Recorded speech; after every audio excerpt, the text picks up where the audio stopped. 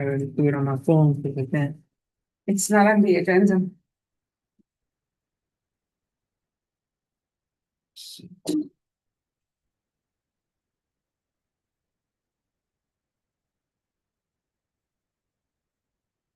I'm logged in. Conference room.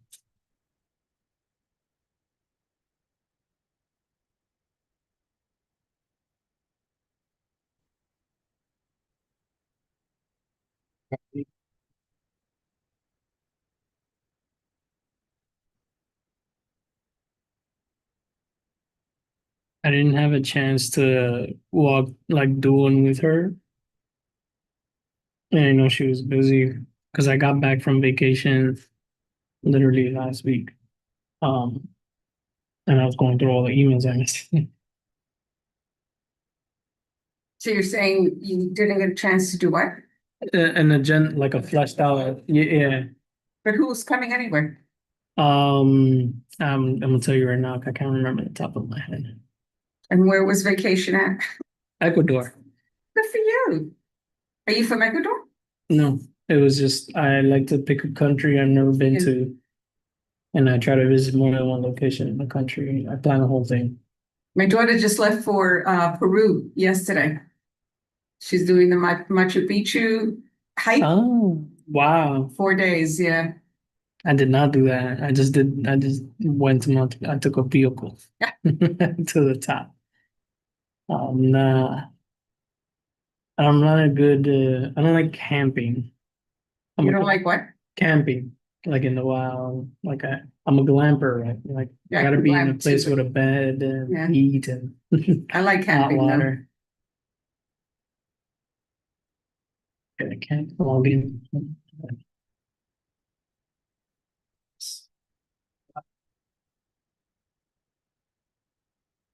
Hey, this actually, Oh, it's right here.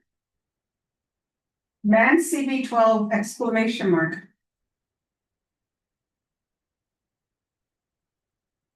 sure.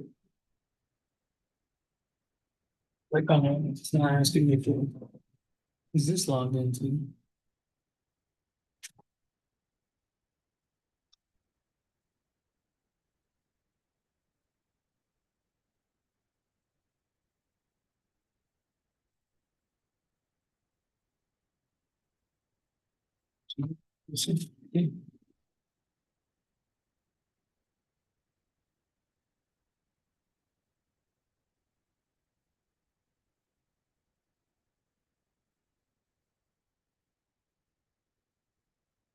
As I'm connected, but I'm not getting no internet.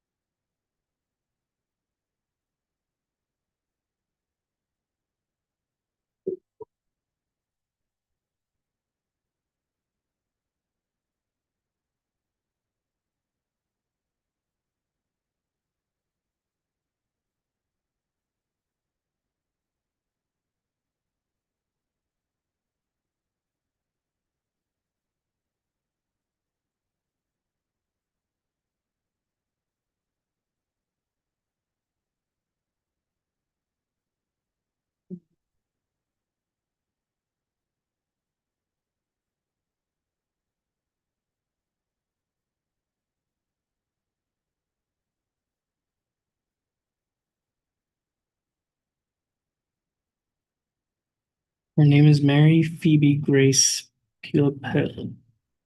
¿De dónde viene? uh, she's advocating for tenants in her building. So she wants to talk about sort of the issues they're facing. No. Which building does it say? Let me see if she said it in the chain.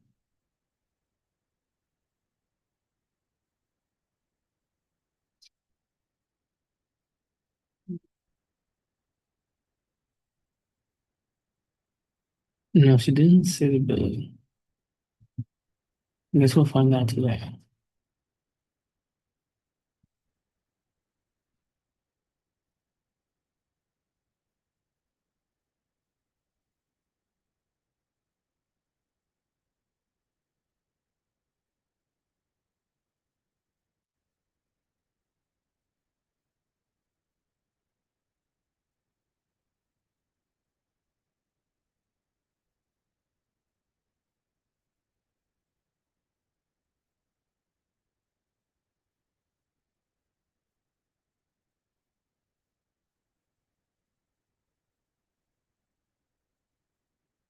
And then there was something that Wayne.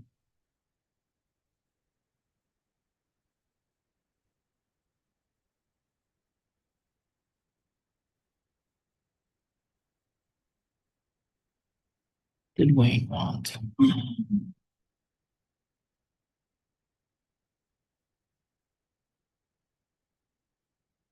Let me join this meeting.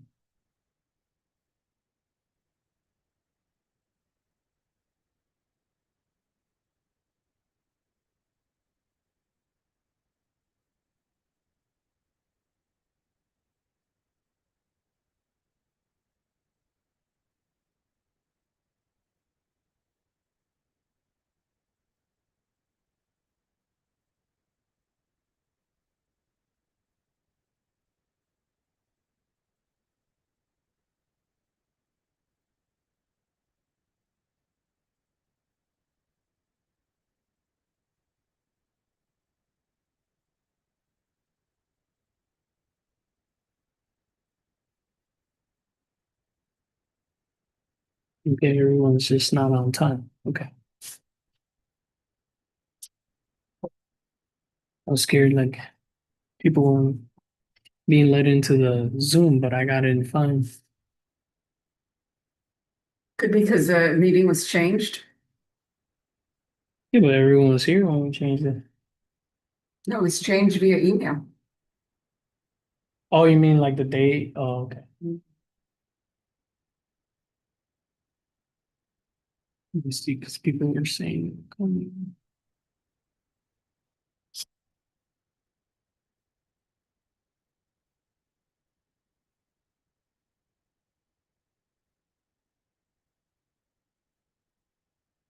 oh, should I?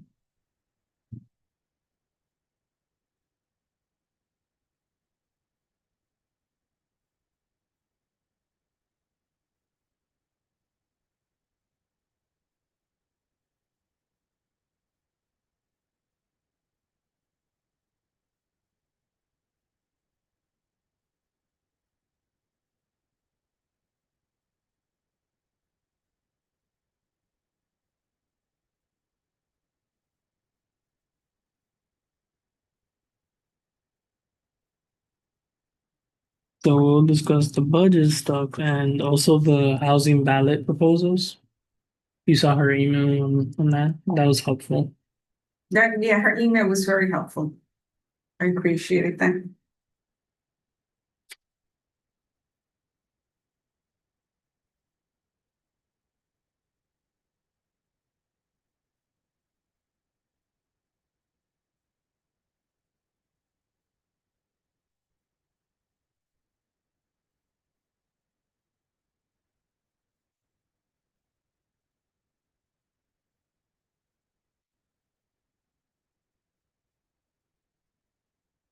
Stable distance. This is weird.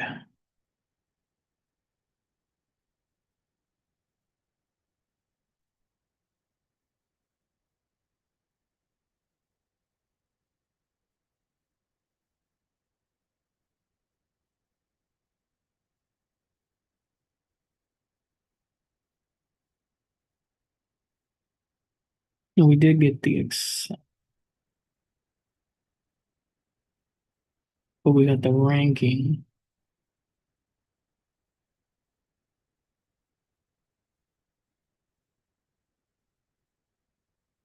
But you understand. So this is one of the things I complained about every year. We don't get this right away. We don't get what? The FY26, The this budget this papers. this right here with the agency responses. And so when we do get it, We're forced to make decisions on limited information. yeah, Because like I said, I opened up a document yesterday that was 54 pages. And I'm like, I don't have time to read this right now, the night before the meeting. me neither. I was working late till on some event I had this morning. So, HPD will continue to fund and preserve housing and serves the same.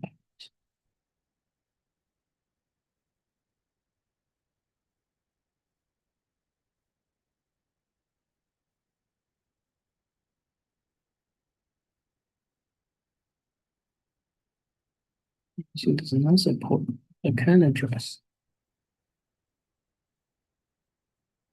Kind of response.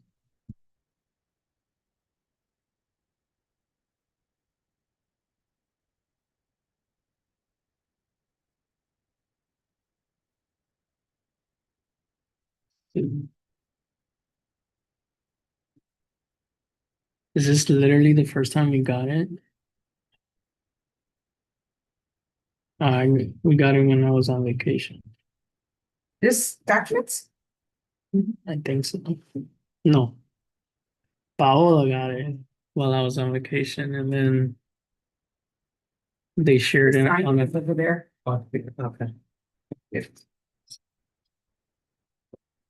They shared it with the chairs on October 6th.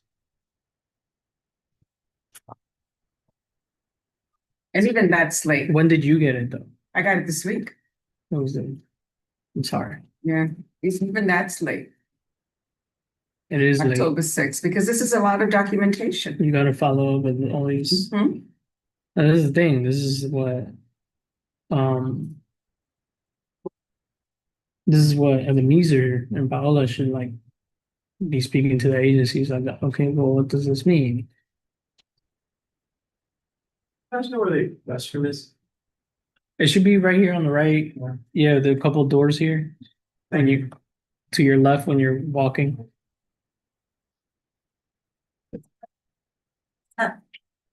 Sometimes I don't know where I am when I tell you. Our beautiful sun. It is very pretty. How's everybody? I'm good. Good, how are you? Liana says she's 4 minutes away. She should be here soon.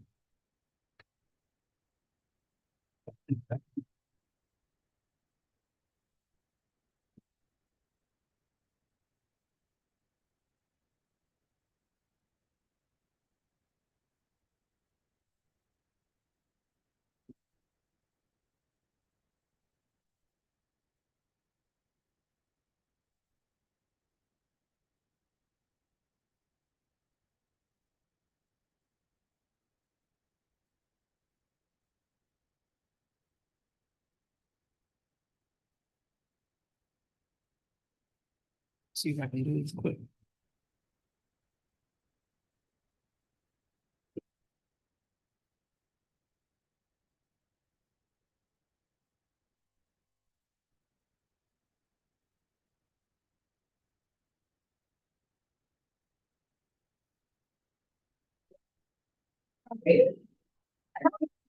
Hi, I'm so sorry I'm late.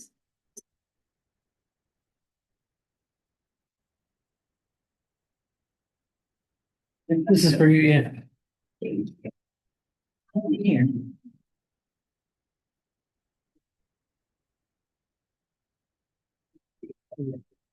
If you don't, sorry. Yeah, thank you. Do you need more? That should be good. I think the flag may be in the way. Hi guys, how are you? I've gotten really good at squeezing in places. That's good. Thank you. These chairs. Hi. Guys, miss me? Hello. Let's see. Yeah. Oh, no, not. All right. Okay, we are going to get started. You guys good? Do you need anything? I think we're good. Yeah. You, I I think don't, we're I good. think we're fine. Thank you. Thank you. See you later. Uh, All right.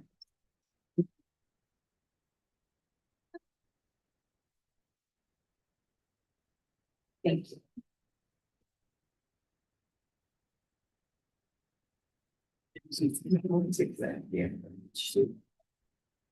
no, no, it's all good.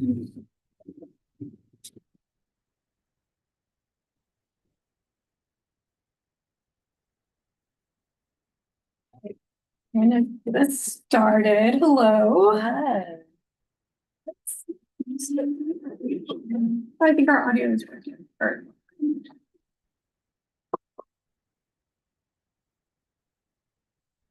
Okay, do you think, is there anything that you need to do? It's already. Um.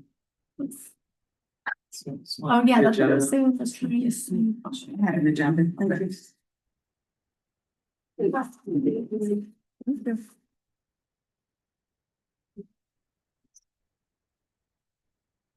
Hmm.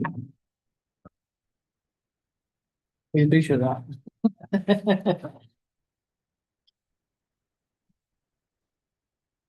So many of them.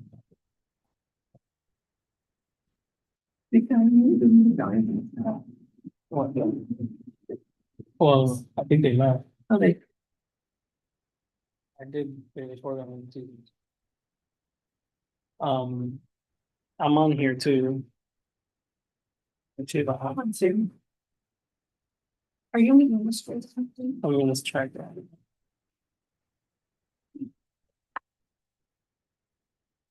All right, folks, just bear with us. We are just confirming that our meeting is recording and live streaming, and then we'll get started. It's being live streamed.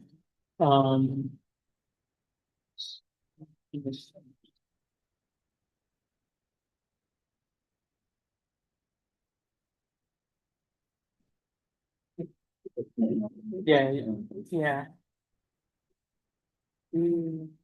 Make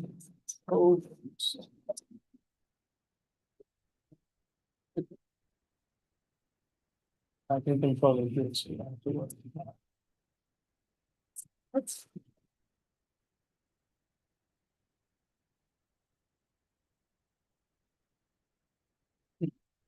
Hello. Okay, yeah, it looks like so. Yeah. Okay. All right. There's just nobody on this. Okay, so, hello, welcome everybody. We'll kick off our meeting. It is October 16th. Sorry to be starting a little bit late, but thank you for your patience. My name is Indiana Porta, and I am the Housing and Human Services Committee Chair. And I think, why don't we just kick off with a round of introductions? I am Jay Bias. I'm the vice chair. I've been with the board, this is my second term. And born and raised in Washington Heights. I just got back from vacation last week. I was in Ecuador, Oh, so it was nice. Awesome. And been playing catch up since, so apologies on being delayed on emails. Today's gonna be a very busy day because we're gonna go over the budget requests. They did better this year, the agencies. They actually put a better explanation for some of the stuff, which is better than previous years. So you guys are lucky. And so I guess they heard a lot of complaints. I don't know. And so I pass it off. Hi, everybody. Good evening. My name is Radia Barnes. I am, this is my second term. It's a little bit longer, but this is my second term on this committee. I also sit on the Business Development Committee, where I'm the vice chair. I'm born and raised in Washington Heights. And yeah, looking forward to digging into this good stuff here. Hi, everyone. I'm Stefan De Jesus, first year on the board. I also serve on the Youth and Education Committee. And I'm excited to be here and we'll get to work. Excited to have you. Good evening, everyone. I'm Lisette Savaras. I was born and raised in Washington Heights. This is my first year being appointed. I'm excited to tackle today's budget. I think it's important for our community. And I'm also on the Cannabis Task Force. And I'm excited to be here. Hola, my name is Sonia Figueroa Reillo. This is my second term as well. I don't want to be that 10th person in the room, but I think I have that kind of mindset for this year. It's like I really do want to see change. You know, I don't want to sit here and rubber stamp anything. You know, I want us to be proactive on the needs of the community. That's awesome. Yes.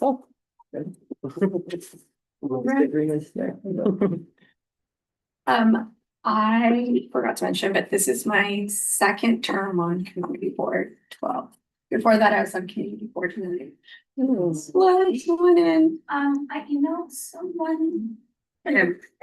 I am Angie. Yes, Yeah. come on in. You can sign in on the sheet on the right. Okay. Yeah, I did want to mention my name wasn't on the. Oh, it wasn't. okay. There are two lists, one with the member names and one for guests. No, the number one. Okay. Mm-hmm. Don't worry, I got you on mine. I just wanted to make sure. I Yeah, we appreciate it. Thank you. All right, folks. So honestly, this meeting is two main topics. We are going to hear from a community member. And so since he's here, I'll just let you super quickly introduce yourself. Oh, sure. Okay. Yeah, Hi. you don't have to give us your You can- own, just tell us, You can come sit here. if you yeah. want.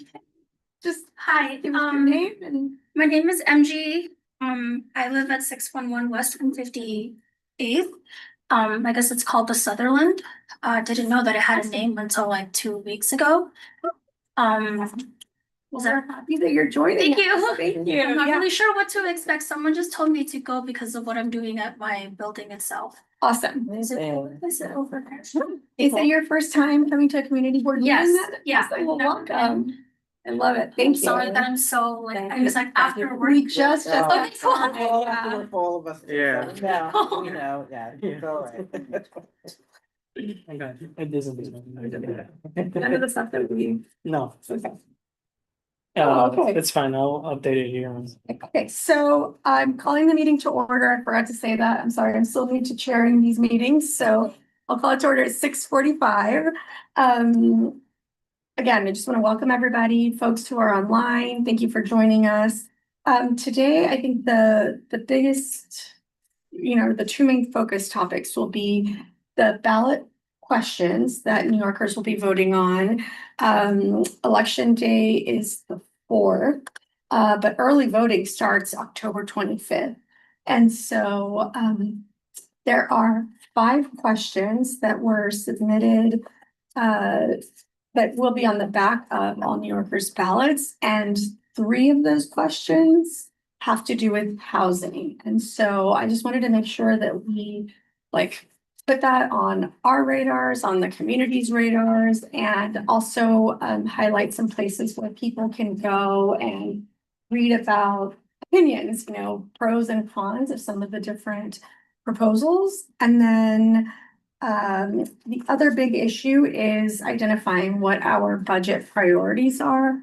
And I, along with Sonia, and I think Jay and others, we've talked about this before, I really am hoping that we can give proposals or draft proposals or priorities in a way that we can point to concrete asks, right? And then that way we can have a more concrete way of checking up on what was accomplished and what wasn't, as we build in years to come. So I don't think we've got any elected officials on. There's no one online. Maybe moving forward, what I'll do is just encourage folks to come in case members of the committee or committee members have questions for our Marshall elected just- officials. Huh? Marshall just joined. Okay, hi Marshall. We'll let you introduce yourself quickly if you're ready. Trying to promote him. There you go. Hi Marshall, welcome. Feel free to introduce yourself.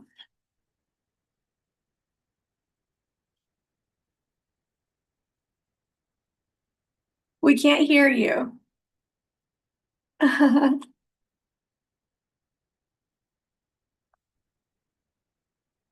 They're still muted. That was probably my fault. There you go. Okay, I think Can you hear me now?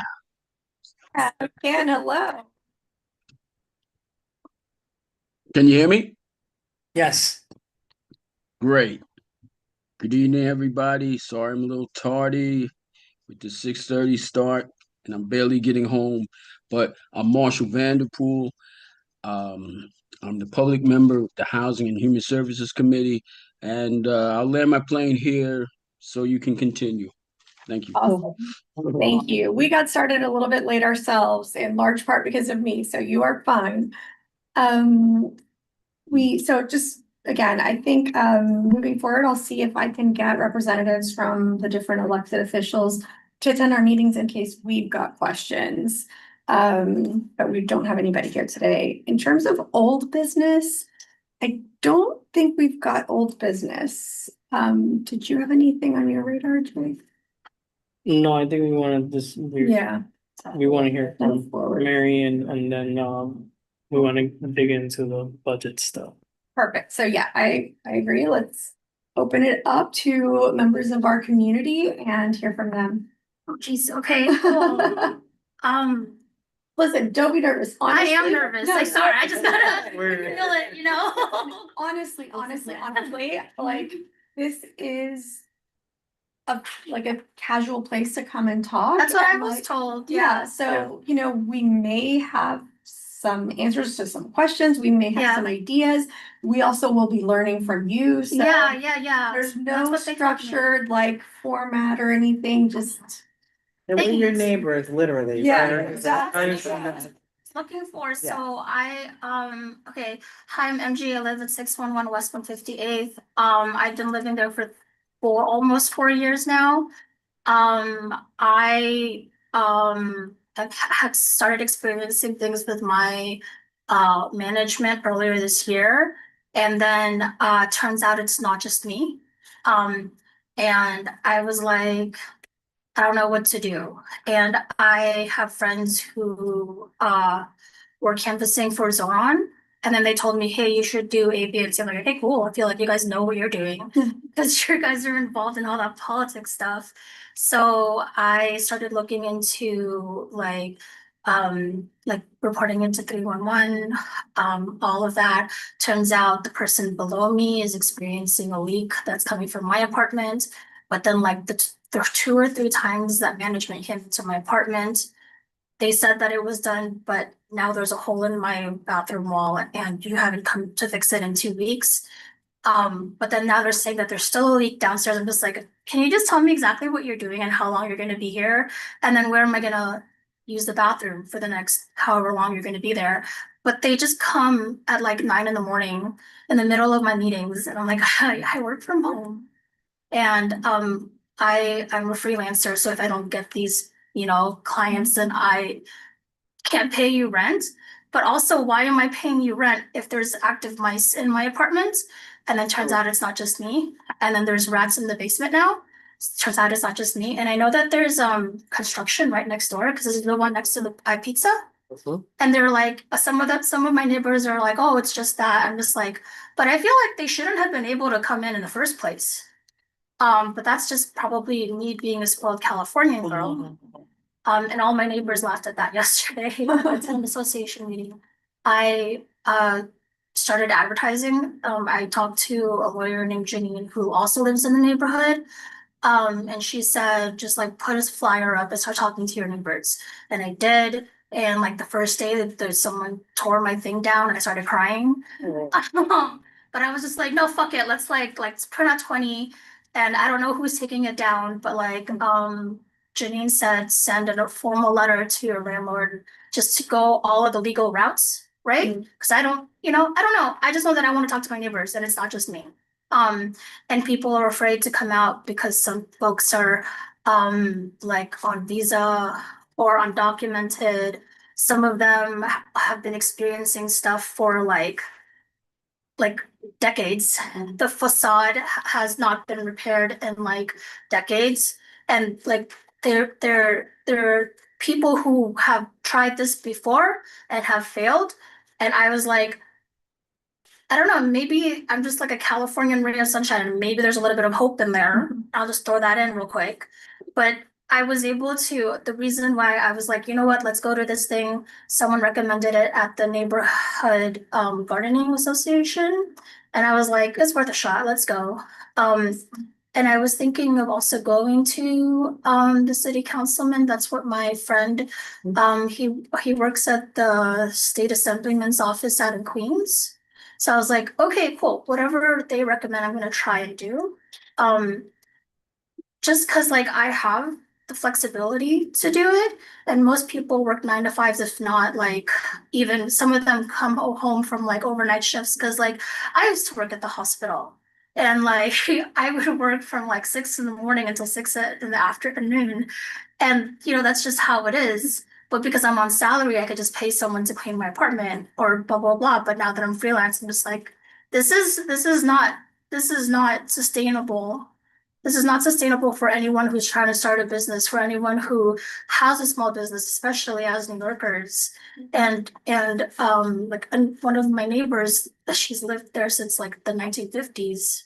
She's like 80 and taking care of her son, and she can't access 2 of her bedrooms because the ceiling has collapsed in. Oh my God. And I was like, if I'm feeling this way in my apartment because of my bathroom wall, I can only imagine having to pay for a 3 bedroom, 2 bath, but only having access to one of your bedrooms. So I'm like, okay, cool. I don't know what I'm gonna do, but I'm gonna take everyone's story because it's gonna be a long ass story. And I don't know what I'm gonna do with it, but like that's You're here and that's Yeah. the first step. Okay, so, cool. yeah. Thank you for sharing. Yeah. Thank you for letting me be vulnerable. Like this has been like a long time coming. There was opposition to having the tenant association meeting. There were people who were afraid who came out and just told their story. One lady was like, I don't want to yell because I've seen this happen before and people just fizzle out. I'm just like, well, I don't plan on moving anymore because I love my parents, but they are gonna stay in California. And I'm gonna live across the country. But I also kind of like really fell in love with the city. So Awesome. these people are amazing. Please send help. What avenue are you on? I'm where the IP Between says. Broadway and Riverside. For full disclosure, I have family in the building. I haven't heard these issues in particular, but Okay. I'm glad you're bringing attention to them because that's not right. What's the address? 611 West 158. Is that next to the cleaners? Yeah, Okay. it's the one next to the cleaners is getting renovated. Mhm. And a lot of issues in our building has been coming up because of that renovation. One of my neighbors said that the foreman has had problems with our building. So I don't know what that means, but I'm just like, that sounds like a problem. Have you been able to, I'm sorry, have you been able to talk to management? I've been emailing them, and the time in between them responding to me has been getting longer and longer. And so there's active mice in our apartment. We're this close to finally giving in and just paying for exterminator. It's like $300 for an overnight service, but they do all the clocking and everything. They sent the management has sent exterminators to our apartment specifically multiple times, but they don't do a thorough sweep of it. They keep saying that we'll plug the holes with just the steel wool stuff. Sometimes they put foam. Yeah, but then they don't, they rely on the super to actually caulk the place up. But the super never comes because he's too busy with, I don't know what he's doing. But like, it's not, and then turns out it's not just me that he's not going and having attention to. Someone found like a couple of dead mice in their apartment recently, and the super was nowhere to be around to pick those things up.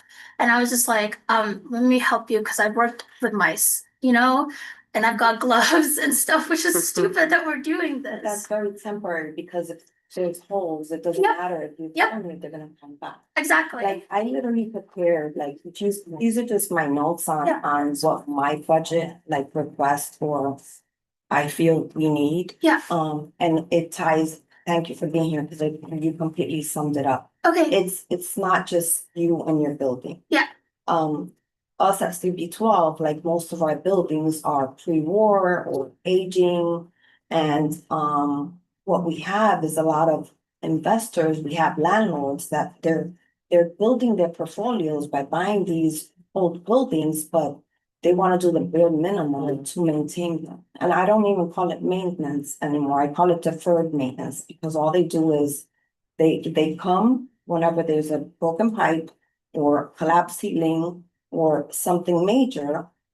Because unfortunately, what I've noticed is, and I don't know, should I take this time now? What I've noticed is that, these landlords, owners, they buy multiple properties. I know some that have 80 buildings. Well, And what they have is they have a team of maintenance workers. And those maintenance, like they'll have one electrician, one specialty of everything, but it's a total of like 10. To maintain 80 properties, it's impossible to give it the proper care and the dignified, standard of living that we deserve.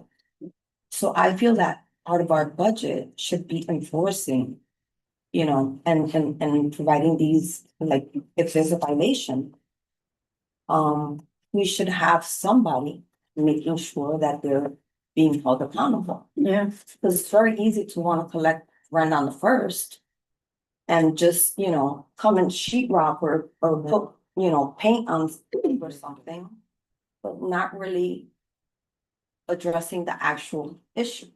It's like a Band-Aid. Our management, I was told, has over 500 properties.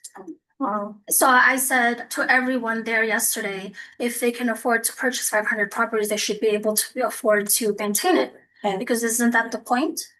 of course, my background was mostly in real estate. Okay, And it got to the point, I was, let's say it was in Florida, of course, I got to the point where I was investing. And it was single family properties, nothing like here at this level. yeah. But once I couldn't maintain it, I had to let them go. Economy hit in 2008, so different story. But, point being is they should be held accountable. And what they're doing, because I've been on inside of some of these offices, is they're being held. They're purchased under various LLCs. It's not one entity. You're not gonna find one owner. So they're very creative at creating their wealth with us as residents. Which I was looking at the census, we're about like 68,000 residents per square mile. So there's a lot to provide. We're a lot of, but we're also a lot if we join. Yes, And That's what I was told. That's what we need to do. did your lawyer suggest like a next step, everybody getting together and Yes. doing something? Rent reduction forms. I needed 25%, and I've got 25% of the building. More than 25% showed up, but not everyone wanted to sign because they're afraid.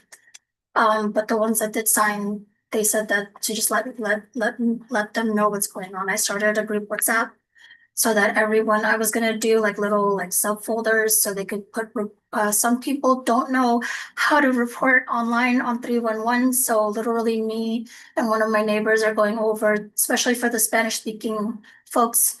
Like I was like, I can help you, but I don't know what to do. So my friend Jose, we're kind of tag teaming it so that they can get their HPD calls in. And then I'm hoping to request from the WhatsApp group to like, hey, if you guys see someone who's HPD, but then they don't get into the apartment that they blah, blah, blah, like let one of us know, maybe someone knows a neighbor that has a key or whatever. So, because that's the point, right? They have to go in there and do the actual inspection, but some people are like at work or whatever. Our exterminators once a month, every Thursday from 9 to 5.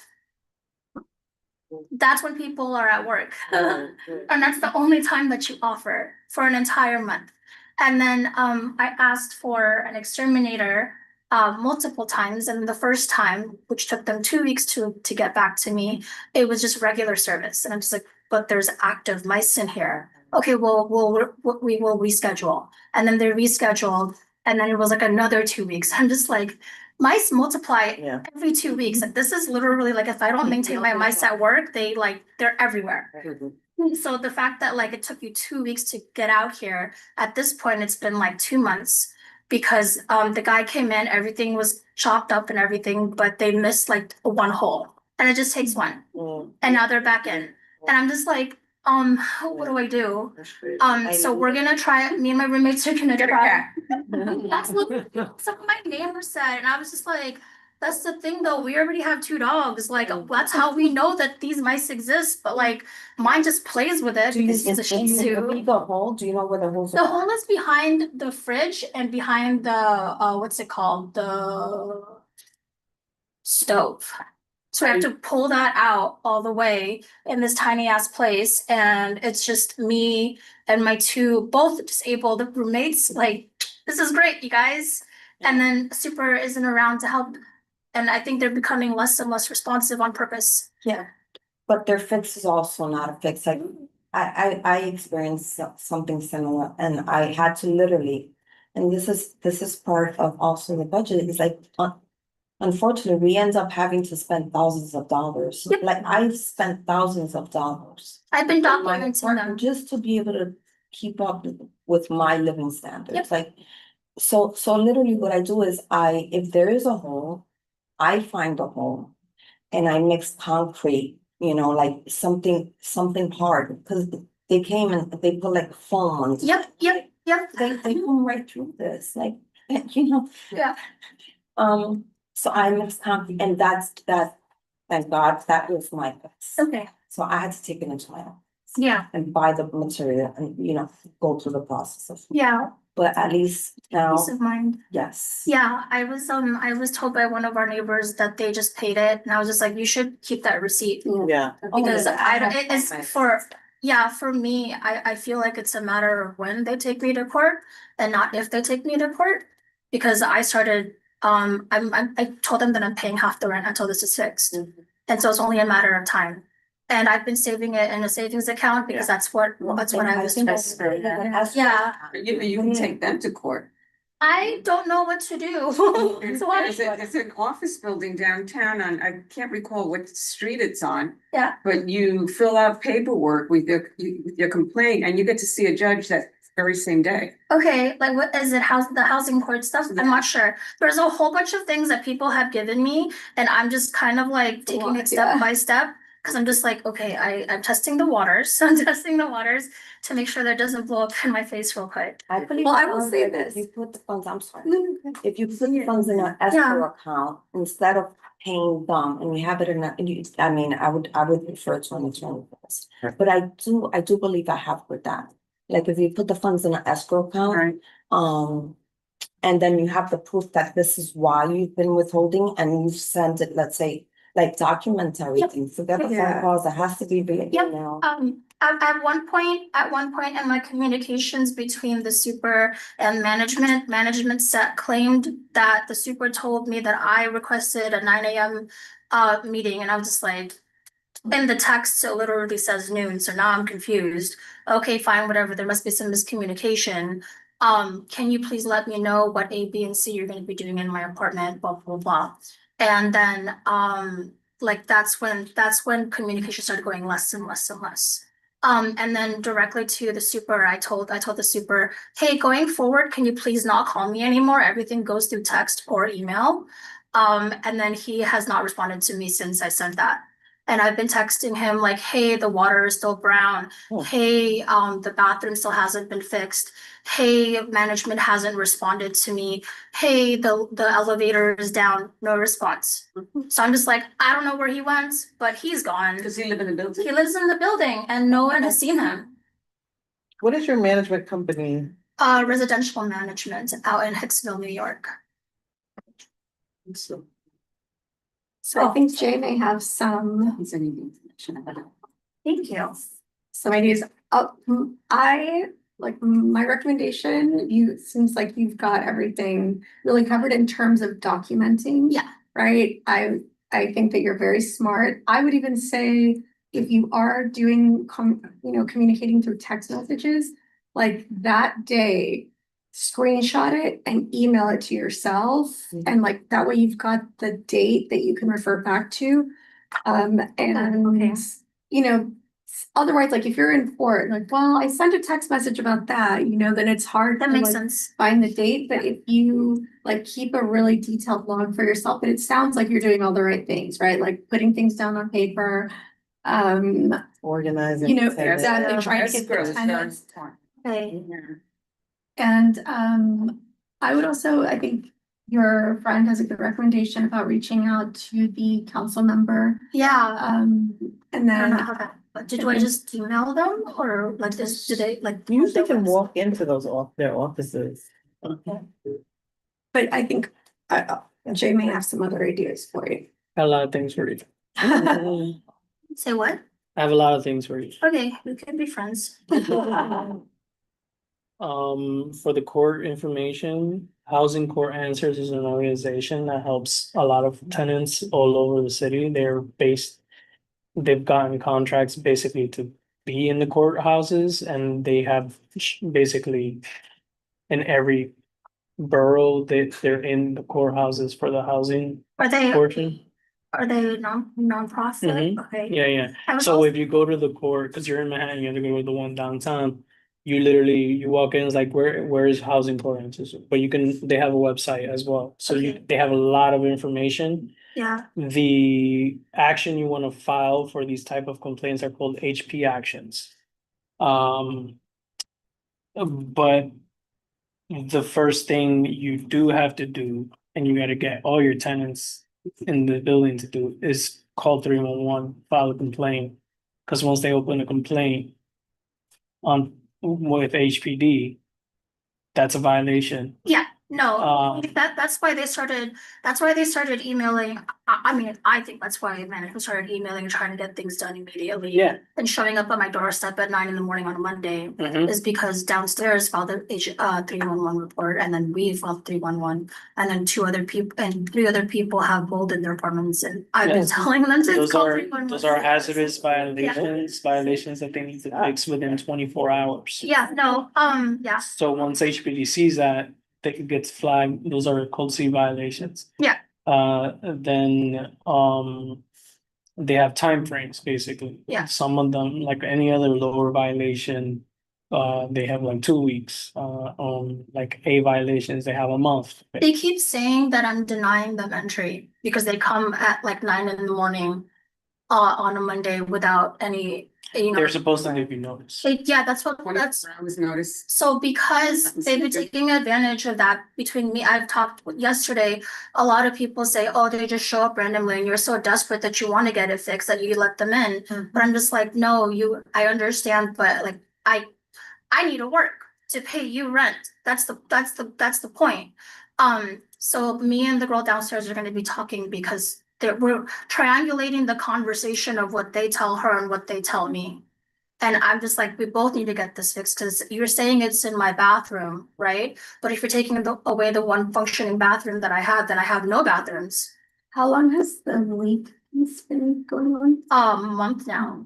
So that's why that was like escalated, and I understand that. I'm not denying entry, but tell me how long I'm not gonna be having a bathroom. So yeah, that one, I was gonna also talk to Communities Resist or something like that. And then, someone told me Harlem Defend Harlem or something like that. I don't know if those are related to. I'm not familiar with them, but if someone's recommending them, so the thing with like nonprofit organizations that do like legal work on this area, they're gonna want 51% of the building on Okay. board. What is that? That means 50% of those units Oh.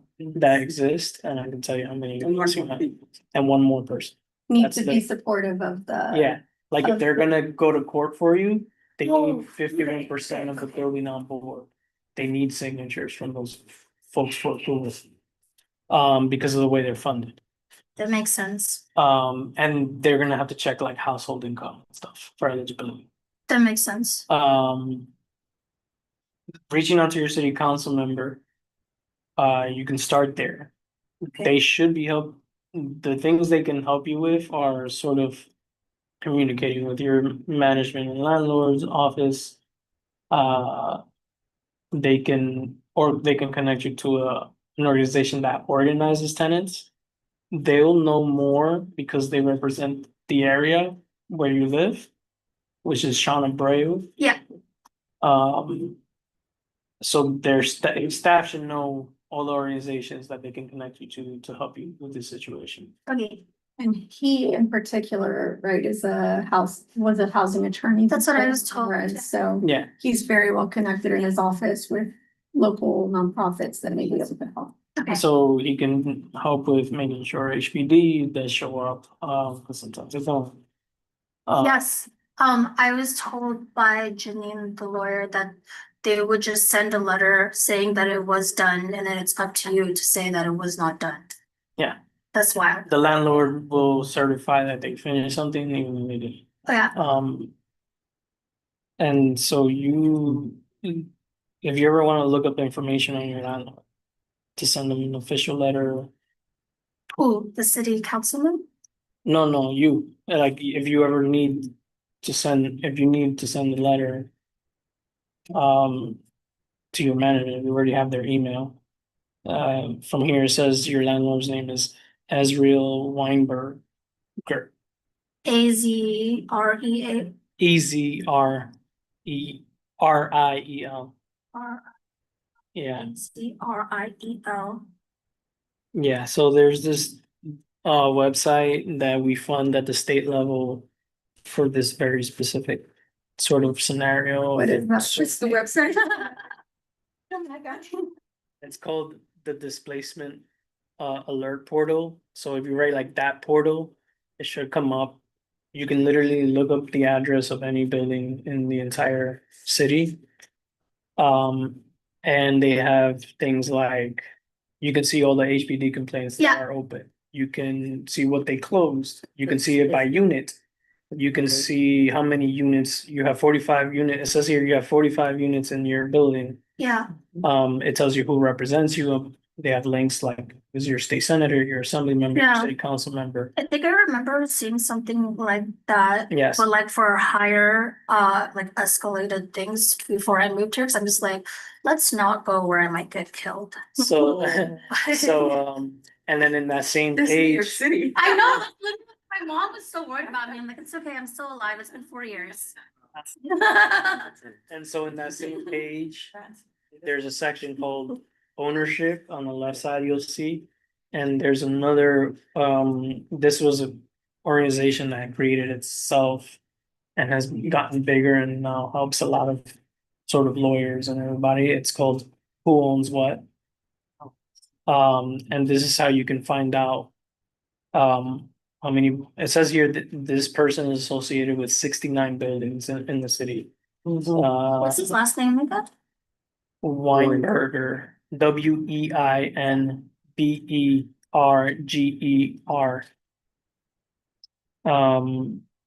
And that will tell you how many, like you can also see if he's filed eviction court cases against anyone. That also shares sort of the total violations he has. Show how many other places are in my apartment building. It only shows, right now I can only see, I haven't used the website in a while, so I'll just start that. But it says that there's been 23 eviction filings since 2017, but only one of them has been executed. There was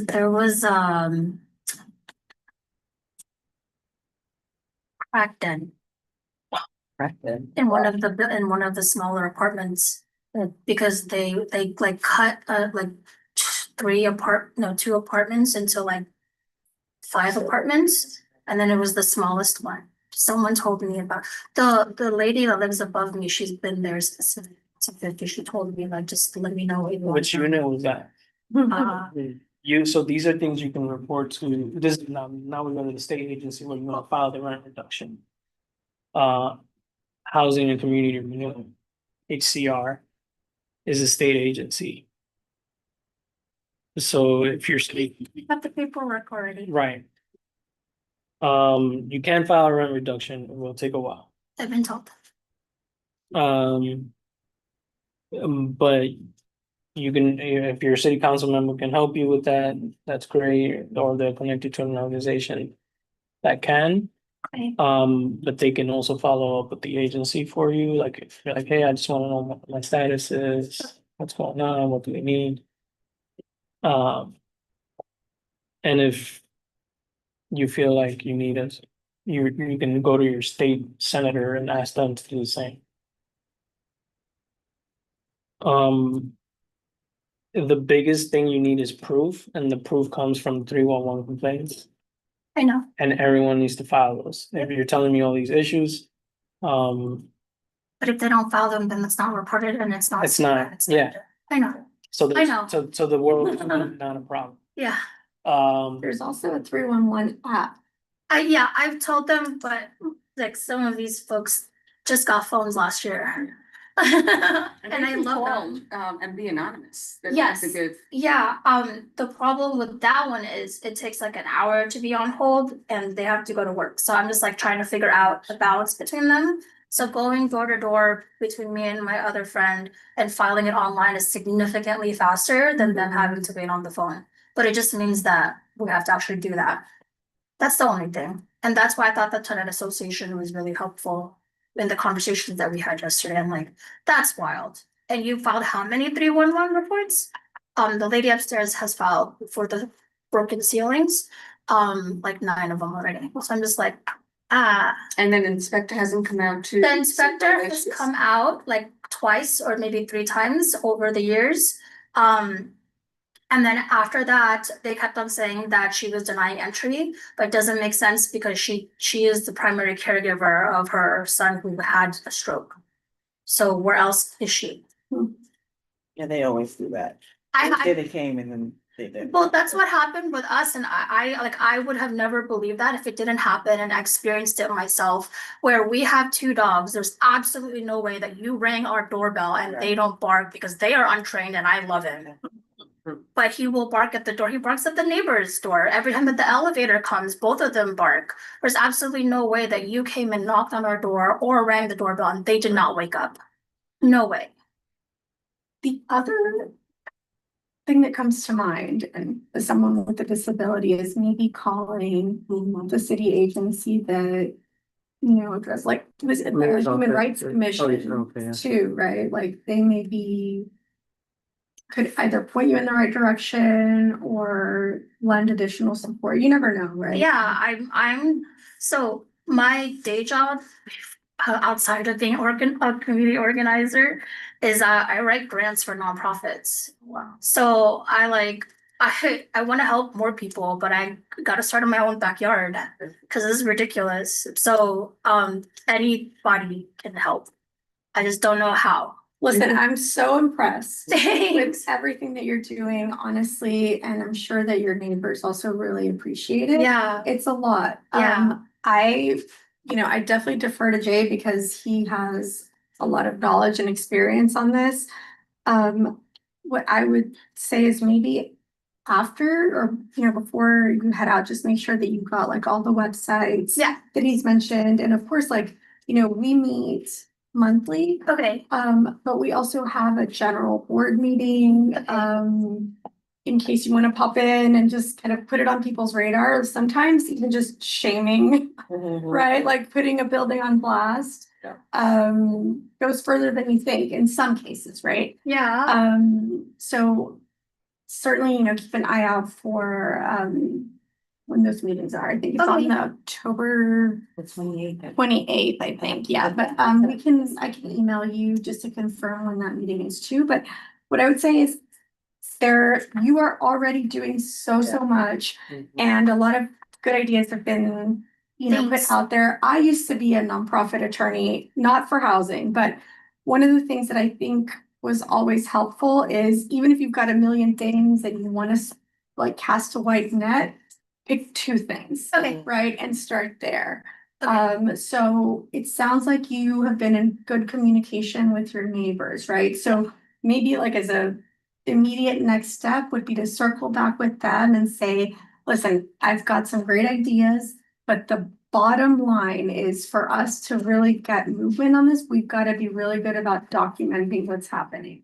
Yeah. So please, if you talk to the landlord or to, the super, whoever it is, like make a list. I talked to them on this date at this time, or if possible, if they do email, or if they can email, encouraging them to email so that you can explain to them like the importance of building the record. If they can take pictures when something happens. If, And let's email say, these pictures themselves. Yes. Because your phone can Yeah, die, Exactly, you know, yes. it can just stop working. I've lost a lot of important exactly, documentation because my phone just died on me and Yep. stopped working. So I learned that everything that's important, I email to myself. exactly. Or like if you have an appointment with the city, right? Like also track. Like, oh, they were supposed to be here and it's 10 and they didn't come, and like take a picture of yourself somewhere in front of like the microwave clock. Honestly, a spreadsheet of all of those interactions might also be Exactly. okay, helpful. well, that's what I do. But it's a lot, but yeah. Sounds to me like for some of the help with the state for the building, right? That's like something that you're kind of doing for the building. Yeah, That also the talking to them is about how to record all these things is the way to start the conversation about getting the state agency involved and how, or the nonprofit involved and how they need 51, 51% yeah.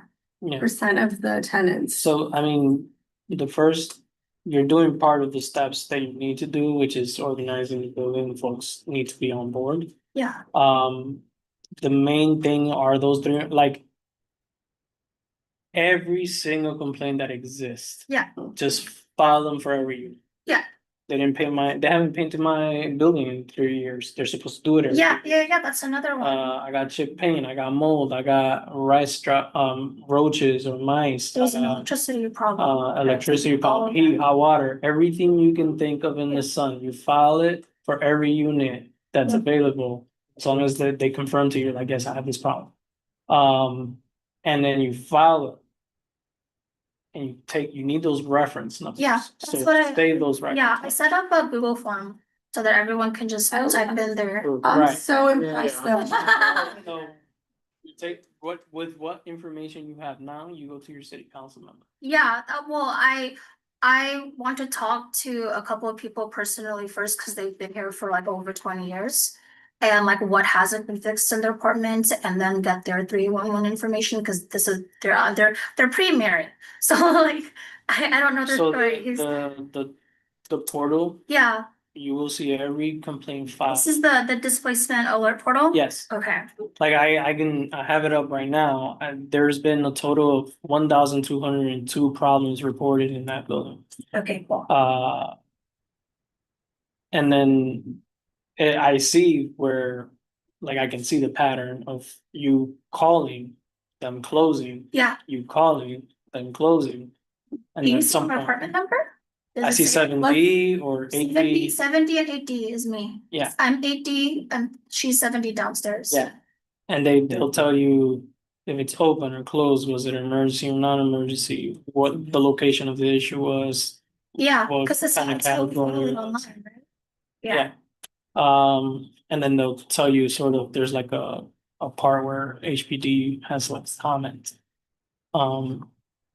Will say whether they weren't able to get into the apartment or not, like, Yeah. even if they lied. yeah.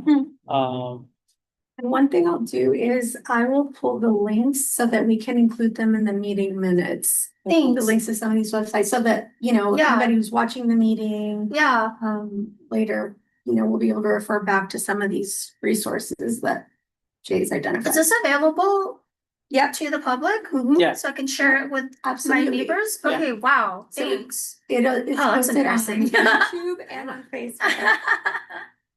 Do you think we should tap Ebenezer is our district manager? Okay, Do you think we should tap him? Maybe he knows something, has an inside track, has experience with this, maybe. We can certainly ask, I would Yeah. say, if that's Yeah. something that yes, you please. would like us to do. If they know, because what I was told by my neighbors is the landlord before this was significantly worse. I was like, it gets worse. Yeah. What? Apparently there was a bathroom in the basement that was never maintained. And then it got run by rats. And it wasn't until they closed that up and like boarded up the entire backyard for the rat problem to like go down. And I'm just like, okay, well, I guess one rat every like couple days is okay. Oh, my goodness. And it's like, Well, my heart goes out Starting to you and into Tony. I would say we have covered a ton of time today and you have already been so proactive. So Thanks. I mean, I really, again, I commend you for all the work you're doing for yourself and for, you know, your neighbors in your building. I can't imagine, Yeah, you know, how much that is that you've taken on. And so we will be in touch. Also, you know, we invite you to come back, and yes. I also, kind of like as a parting thought, I would say this is like the lawyer in me. So before you start withholding rent, I would try and connect with some of the nonprofits. Yeah, Just to get a really clear picture on what it is you need to do, because, you know, thinking about things like when is your rent renewal, you know, Yep. when do those terms come back up and things like that. I An haven't, organization may be able to kind of help you navigate the timing of some of those things Yeah. and give you recommendations as well. I haven't, it's October and I haven't received my lease renewal. So I'm just like, this is great. I believe they're meant to give it to you 1 month before. 3 months before. 3 months 3 months? before, and mine is in January. And I haven't, oh, also, are some of the mailboxes are broken. So that, I went to USPS and they said that they needed like to replace the keys or whatever, and that's going through my management, and I haven't heard from management in 2 weeks. So I've just been asking the mail. That's a pretty long. Yeah. Yeah, no, it was, I'm just like, cool. Okay. So yeah, so there's like, it's not just me, there's like multiple mailboxes, it's great. It's so much fun. You can even call 911 and say the mail's being stolen. What? Okay, They come and they do a report. okay, I didn't know that. Thank you. Are we on time? Yes. Thank you. Yeah, thanks. Thank you so you. much. Really appreciate it. Yeah, of course. Best wishes. Thank you so much. you And I'm guys. sure we'll be in touch. Yeah. I do plan on being in touch, and I also wanted to talk to you guys about a tenant landlord know your rights event that I wanted to help host in this neighborhood. Oh, yeah. You want to tell us about it right now? There's a Filipino legal defense fund that I'm in communication with, and they're based out in Queens. But they have like, I think around $25,000 in grant money to do know your rights events. And they just want people to show up. And I was like, I have half a building, so at least those people will show up. And if we can advertise it to the community, then maybe more Washingtonites would show up. So that was one thing, because turns out like the lawyer that I got in contact with just got scaffolding down like up the street where recirculation is, that bookstore up the street. And she went through a whole thing. So I thought like maybe 2 or 3 like speakers, and then like a big speaker who could talk on tenant landlord rights and immigration, which I feel like is a really hot topic right now. Mhm. And if there's anyone, like, there were so many people that talked to me privately, but did not want to show their faces because there's cameras in our lobby, because they were afraid. And I used to work with a whole bunch of folks who are on visa as scientists. So I'm like, I feel like and there's a whole bunch of scientists that live here that work, and nurses and home health aides that are all on visas here at Columbia University. And NYP. So like I think that is a really good like So We the could use building, their facility. the building is rent stabilized. Yeah. So that literally means as long as you're paying your rent, there's literally no excuse for them to be able to get you evicted. Because non-payment is the only easy thing they can evict you for. that makes sense. But you have your money, he's gonna waste money on a landlord. The landlord's gonna waste money on a lawyer to go in, so you can go in yourself and say, I got the money, I'll pay it, but you gotta fix my issues. Yeah. Um, One of my neighbors got like a month's worth of an Airbnb because I needed to fix his apartment. So I was like, okay, so they're obviously willing to cough that up. One of your neighbors in your building? One of my neighbors in my building, there was lead in their apartment, and they've got like 4 grandchildren. oh, well, he could get sued. Yeah, and so they just put him out, like an Airbnb, like up the street or something. The children have For a lead month? poisoning? Huh? Did the children get lead poisoning? I have no idea. I haven't talked to him like since, well, I should probably talk to him today. Oh, thank you. We for lowered the putting that- threshold in the state for action, so they should. Yes. Okay. That's wild. Thank you. Well, this is the start of a conversation. No, yeah, And it's multiple. really appreciate you raising the potential for the legal defense. Yes. Or the housing, know your rights. So thank you so much. for Yeah, that. please let me know on that. That is like, that's kind of become a passion project I for love me. it. And if I find a way to pay rent with it, cool. Thank you so much. Have a good day. Thank Bye. you. Is it okay if we share your Yeah, information? yeah, Can you, if Yeah. you want, and then take it and pass it down. yes. Oh, thanks. And I'm just gonna give you, like I said, I have family in the building, so Okay. if you haven't spoken with these people yet, I can get your contact info. Okay, cool. Thank you. But do take my issue. Thank you. Have some responses. Yeah, thank you. I'm like in love with the neighbors. Like when I first found a mouse in my apartment, I was crying to like one of my neighbors, and she was just like, "You're gonna be fine." I'm just like, I've never experienced this in my life. I'm a spoiled California girly. And a lot of people, you know, throughout the country are moving here, and I live in Manhattan, but. I was super lucky. with Thank this you. one. Thank you. Take care. All right, folks, so now we're gonna pivot and spend the rest of our time talking, or at least as much time as we can, to talk about our budget items. I want to get to that and then rather than dealing with the ballot proposals first, because we've got a very short window to turn around our budget items and, you know, I can highlight some of the resources about the ballot proposal information towards the end. All right, Jay's gonna kick us off. All right, do you guys have a copy of this? Yes. Yeah. I'm just gonna focus on the ones that are, We're looking at the Register of Community Board budget request for Manhattan City 12. And it's the fiscal year 2026 preliminary budget Register of Community Board budget priorities. Where they basically give feedback on point by point for the items that we submitted for the fiscal year 2026 budget. yes, and I'm gonna start with HPD. And then I'll look up the housing authority. And are we gonna start with capital budget or expense budget?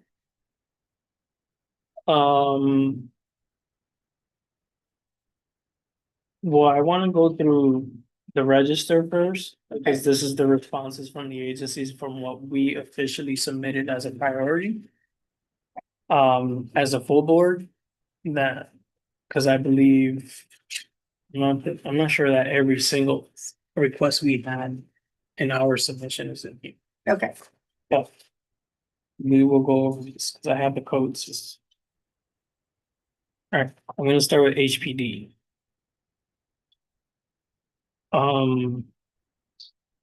So one of the, let me see, I can share my screen.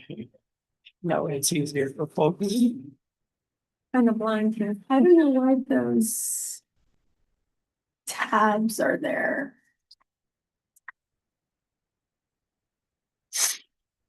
Yeah, maybe the computer that's scanning computer. So those What do you need? things, are those like going, are those like pop-up? Oh, Is that on that? it might computer? be that computer, yeah. Can you press the X on them? Perfect.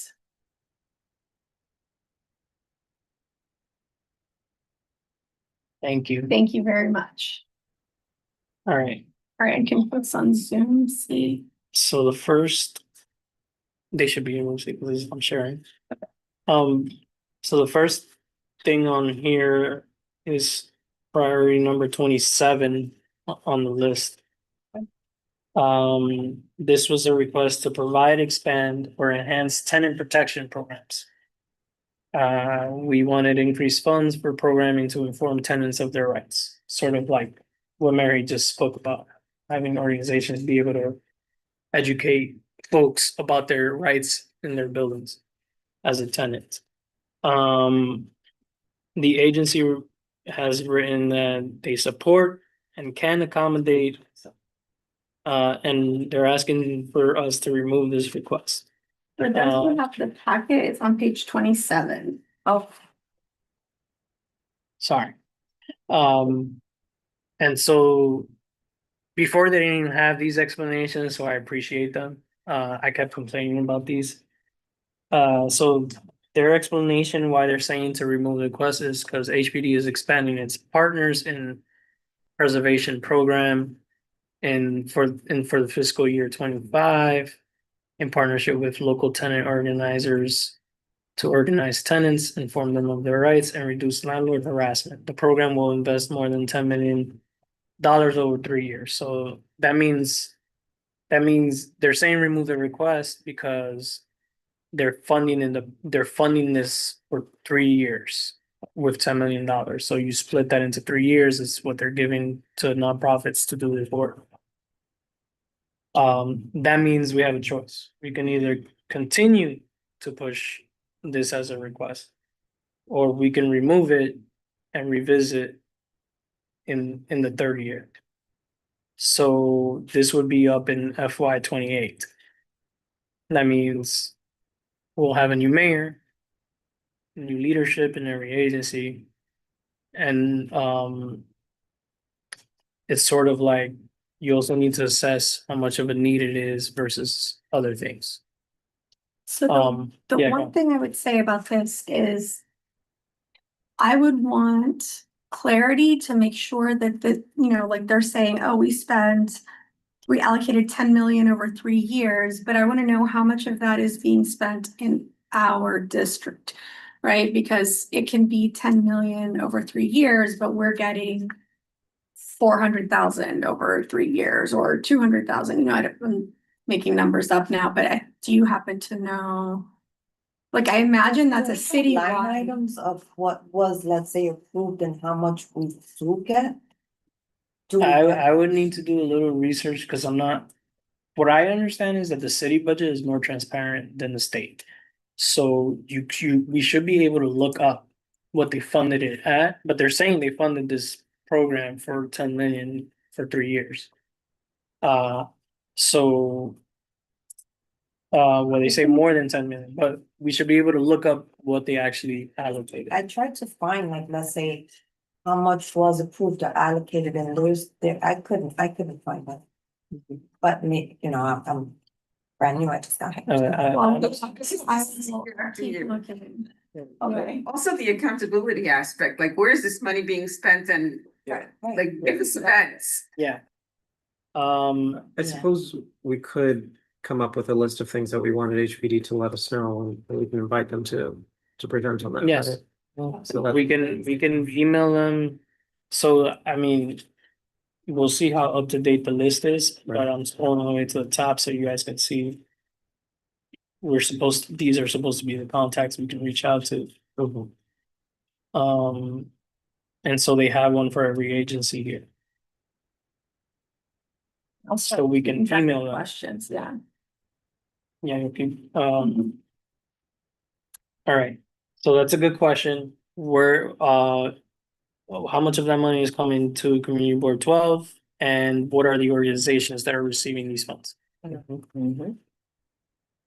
Those are great questions. All right.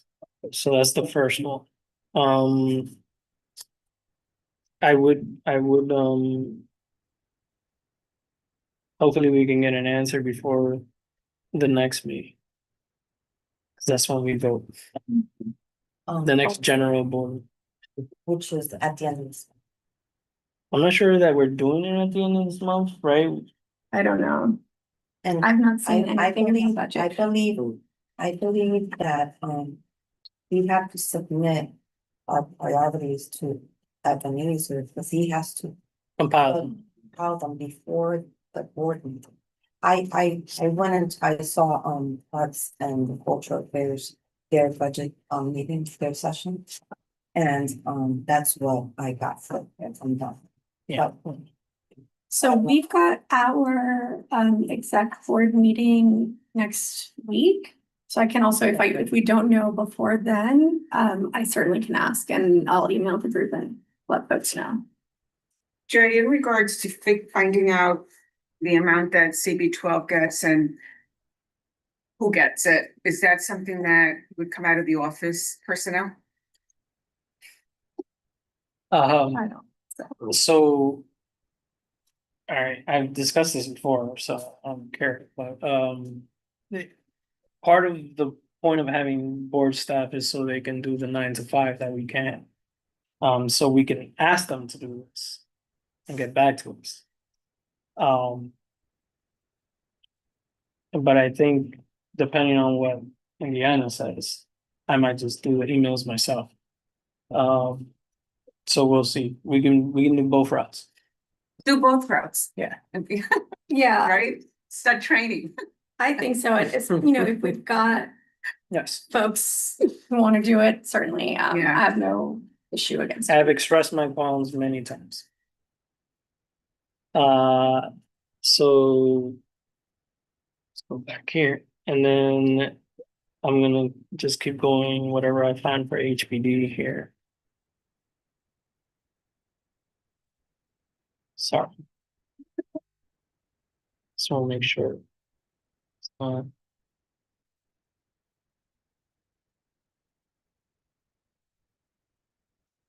So the next one I found here, Just 21. page 21.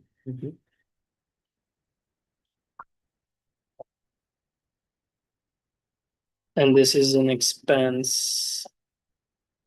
This is literally the first one.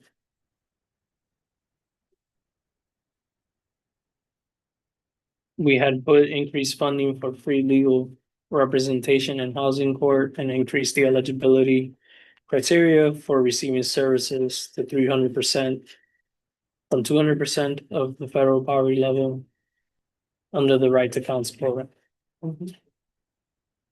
So I support this. The agency does not support and cannot accommodate remove requests. Please contact the agency directly and promptly for more information. So we need more information. I think we can continue to support this because Mhm. everybody knows here that, I don't know if you know what 200% of the federal poverty level is. But, as the cost of living has gone up, I don't even think that number even matters anymore. So I would agree with continuing this one as a priority. Yeah, I agree. And I think one of the issues that I'm gonna put in our list of questions for them is, I mean, obviously, like, why are they saying that we should talk to them? But I wonder if it's not because they're not the ones that allocate funding. Like, it might be that the funding is, the contract is through through HRA or a different city agency rather than through them. Maybe they can guide us. Definitely, yeah. It would have But been nice if they. put that- exactly, 100%, So exactly. that's their answer. Oh my So God. I have a question. Yes, How is it determined which agency this goes to? Is that something that's done by the personnel on the community board? How does that work? well, I think what we submit, yes, but that doesn't mean what we submit is correct. Like she's saying, it could be a program that's actually funded under HRA. So this is probably why they're saying they don't support. I see. So And it they could don't have tell been- us, could so have been that we could just, Problem on the back end. Yeah. I see. And to them, this was a simple, like, oh, this is a Mhm. simple deny, that's not. Right. Right. So we need to follow up on this one for sure. Mhm. Then let's see what's next here. Next one I got is page 9. I don't know why it's going backwards, but. So page 9, priority number 20. Provide, expand, or enhance loan programs to rehabilitate multiple buildings. Additional funding for AEP and PPP. These are programs under HPD that help they're like enforcement programs to like help debilitated buildings, dilapidated buildings. I think AEP is alternative enforcement program. So these are programs where like the agencies themselves will come and fix the problem and bill the landlord because they're not doing what they're supposed to do. And so it says here that the agency supports and can accommodate remove requests. Explanation, HPD is constantly adding new rehabilitation and preservation projects to its development pipeline. Please do not hesitate to identify buildings that would benefit from such efforts. Our AEP unit is well-staffed. We welcome a follow-up conversation with the board if there are specific buildings enrolled in AEP that you have concerns with. I don't know if you remember a year or two ago, there was these buildings that were next to each other and they were like horrible condition. I think we had recommended that they be on the AEP and they might have been on the AEP. So like, one of the things you have to learn about this city is HPD can be busy, but when you reach out to your elected official, they can reach out to the agency and sort of jump you up on the list in a sense. And it's more like, let me get a real status update. What are you doing? Right? You need someone following up with them constantly. Can we have some, like, join a meeting? We can request that. Yeah. Every request that we have to be very prepared to Yeah. to ask questions and have responses to whatever they say. So to that end, it's like what specifically you want to speak about because they have different units of everything. So they would need specific staff. So if there's something you're very interested in learning more, like if you want to learn about their enforcement programs and how they work, they can send someone I to believe in tell us. it's extremely. Yeah, and maybe we can talk about their enforcement unit and how they respond to 311 calls. I've heard them say like, yeah, we make scheduled appointments. I'm like, that's great. I've never been given that option.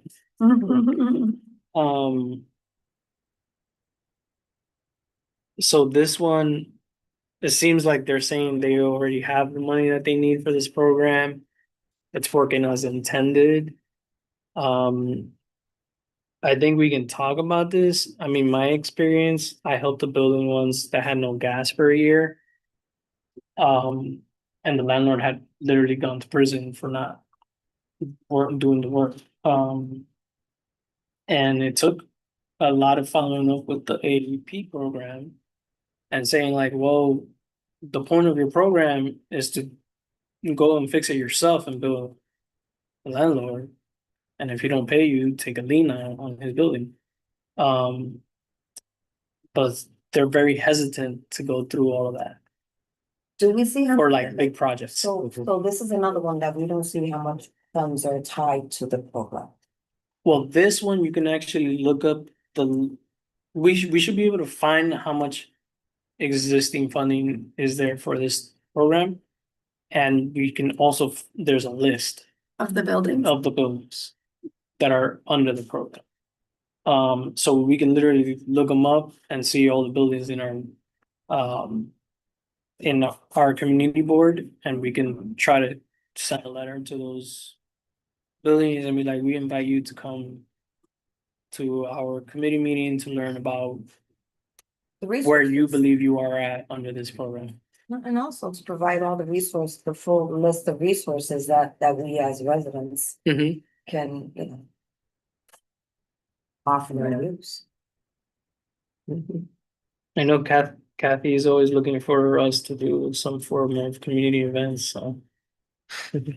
So we can maybe plan one of those. And invite all the people on the AEP list.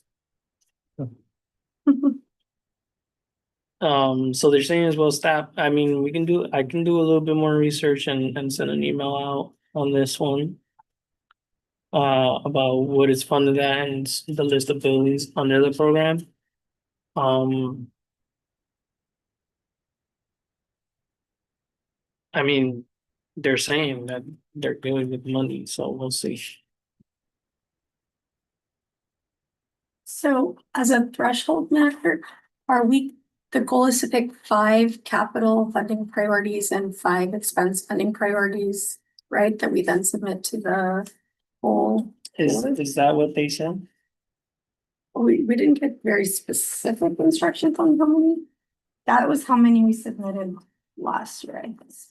Oh, I think I made you guys cut it because I don't like doing this where I had made that argument that we kept just approving the same thing over and over Yeah. without actually analyzing it.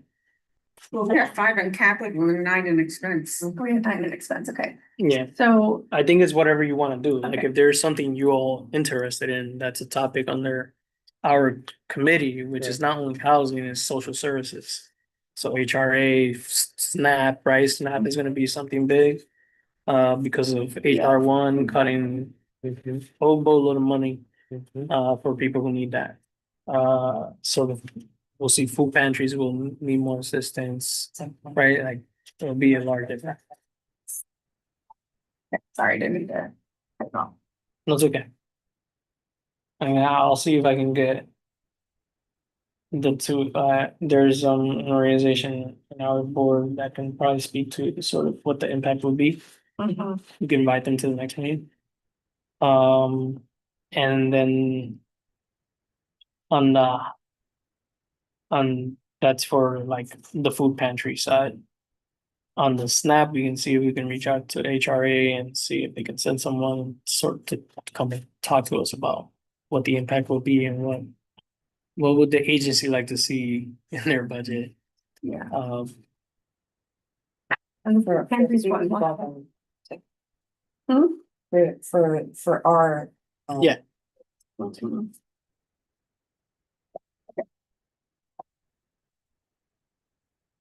All right, and then. So we're just going through the current things that we had submitted. And then from there, we can add stuff, if you wanna add stuff. So I'm trying to manage. Where's my Zoom?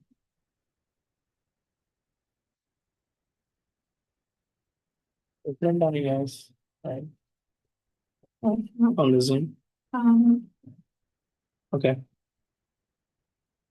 right, so we talked about this one. Alright, so let me go back to. The next one that I get a hit for is. Page 8, I'm sorry, I don't know why it's going so late. Page 8. Is priority number 17. This is a capital. Provide more housing for special needs housing households such as the formerly homeless. We had put to provide more housing for at-risk and transitioning individuals and families. As our explanation, it says here that the agency supports and can accommodate. Remove request. Explanation, HPD will continue to fund and preserve housing that serves at-risk populations. So this is like, this is something where we can continue to ask the question, I'm like, cool, you're funding it, what are you doing in our district? Can you just be more thorough about that? And then we'll see what they have. See if they can share data on that. And the reason is that they have like 10-year capital plans, 5-year capital plans. So these types of programs are continuously funded where they like finance buildings to be built. That's how we get the affordable housing units, affordable. And that's what they're saying. They have like a program for this. They have money for this already. I can say like my personal immediate neighborhood has been impacted by I want to say like 3 to 4 shelters that were put up in a very short period of time. So as I do support this, I do want us to have a little more, not say, but at least given, Yeah. being aware that this is happening.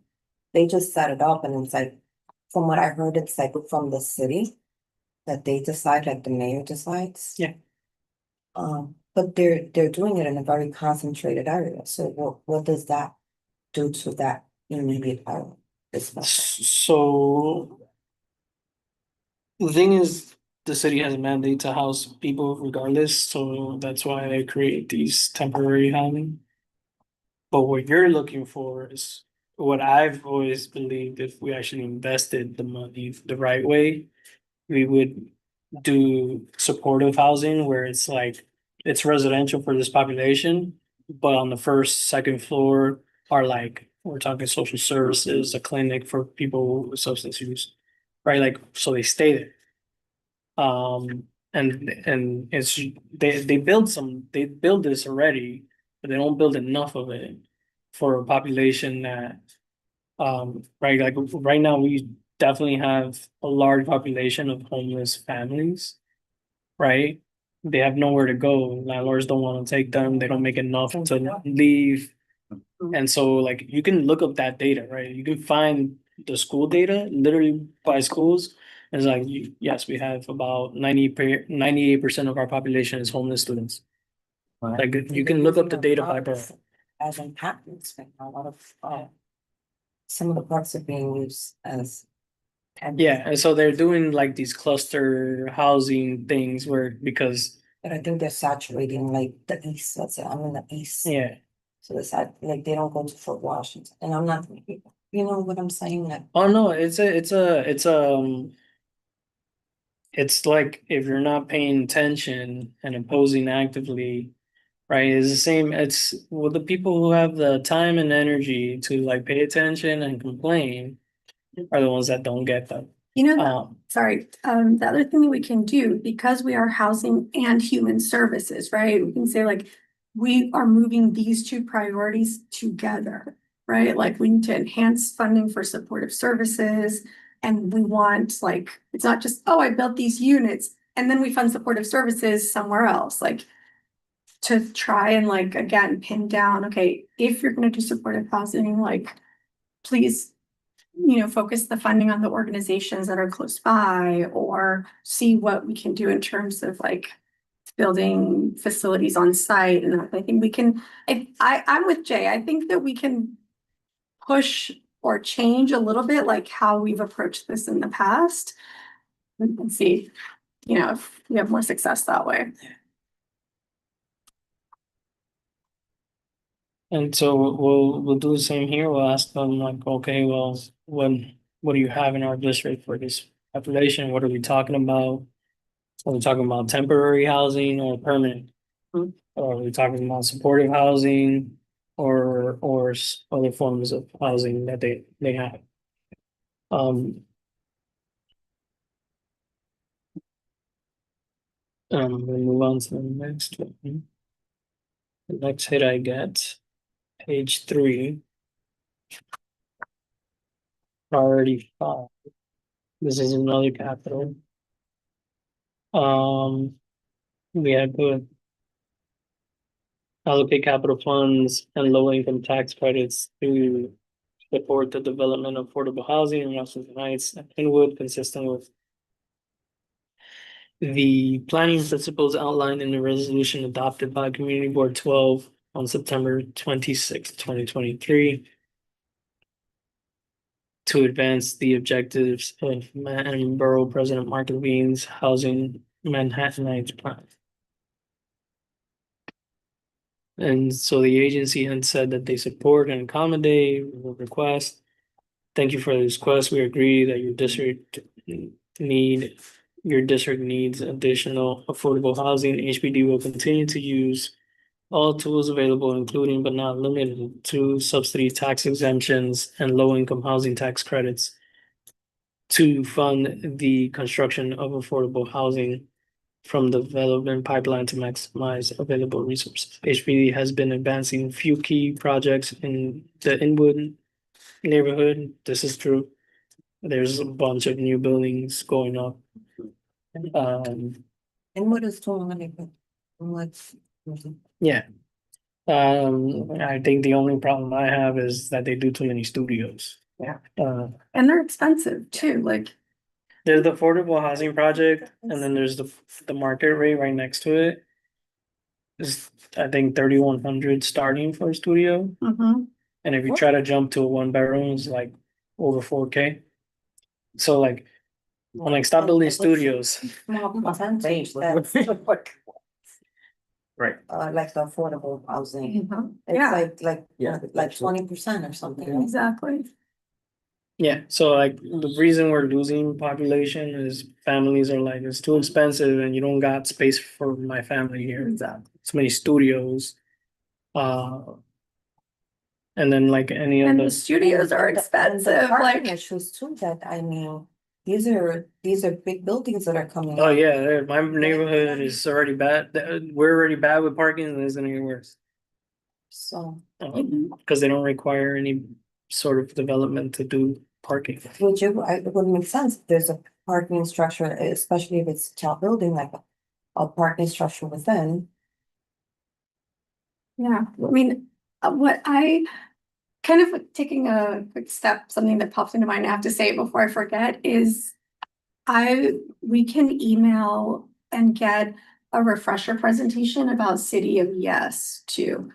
That's something that we should keep in mind as we're thinking about some of these funding proposals, like, you know, I don't know exactly, like, I don't have a specific example, but like, something that we can say, like, if, you know, you're doing affordable housing, like, consider doing a, you know, the affordable housing set asides for being only 2 and 3 bedroom, or, you know, where they only, like, you could do whatever mix, but you can only have X percentage of studios in the affordable piece, or X number of studios. Just something to think about, like, how can we interject anything about City of Yes? I mean, this ties into, I mean, I got a thought, but it ties into the proposals that I joined the webinar that took place.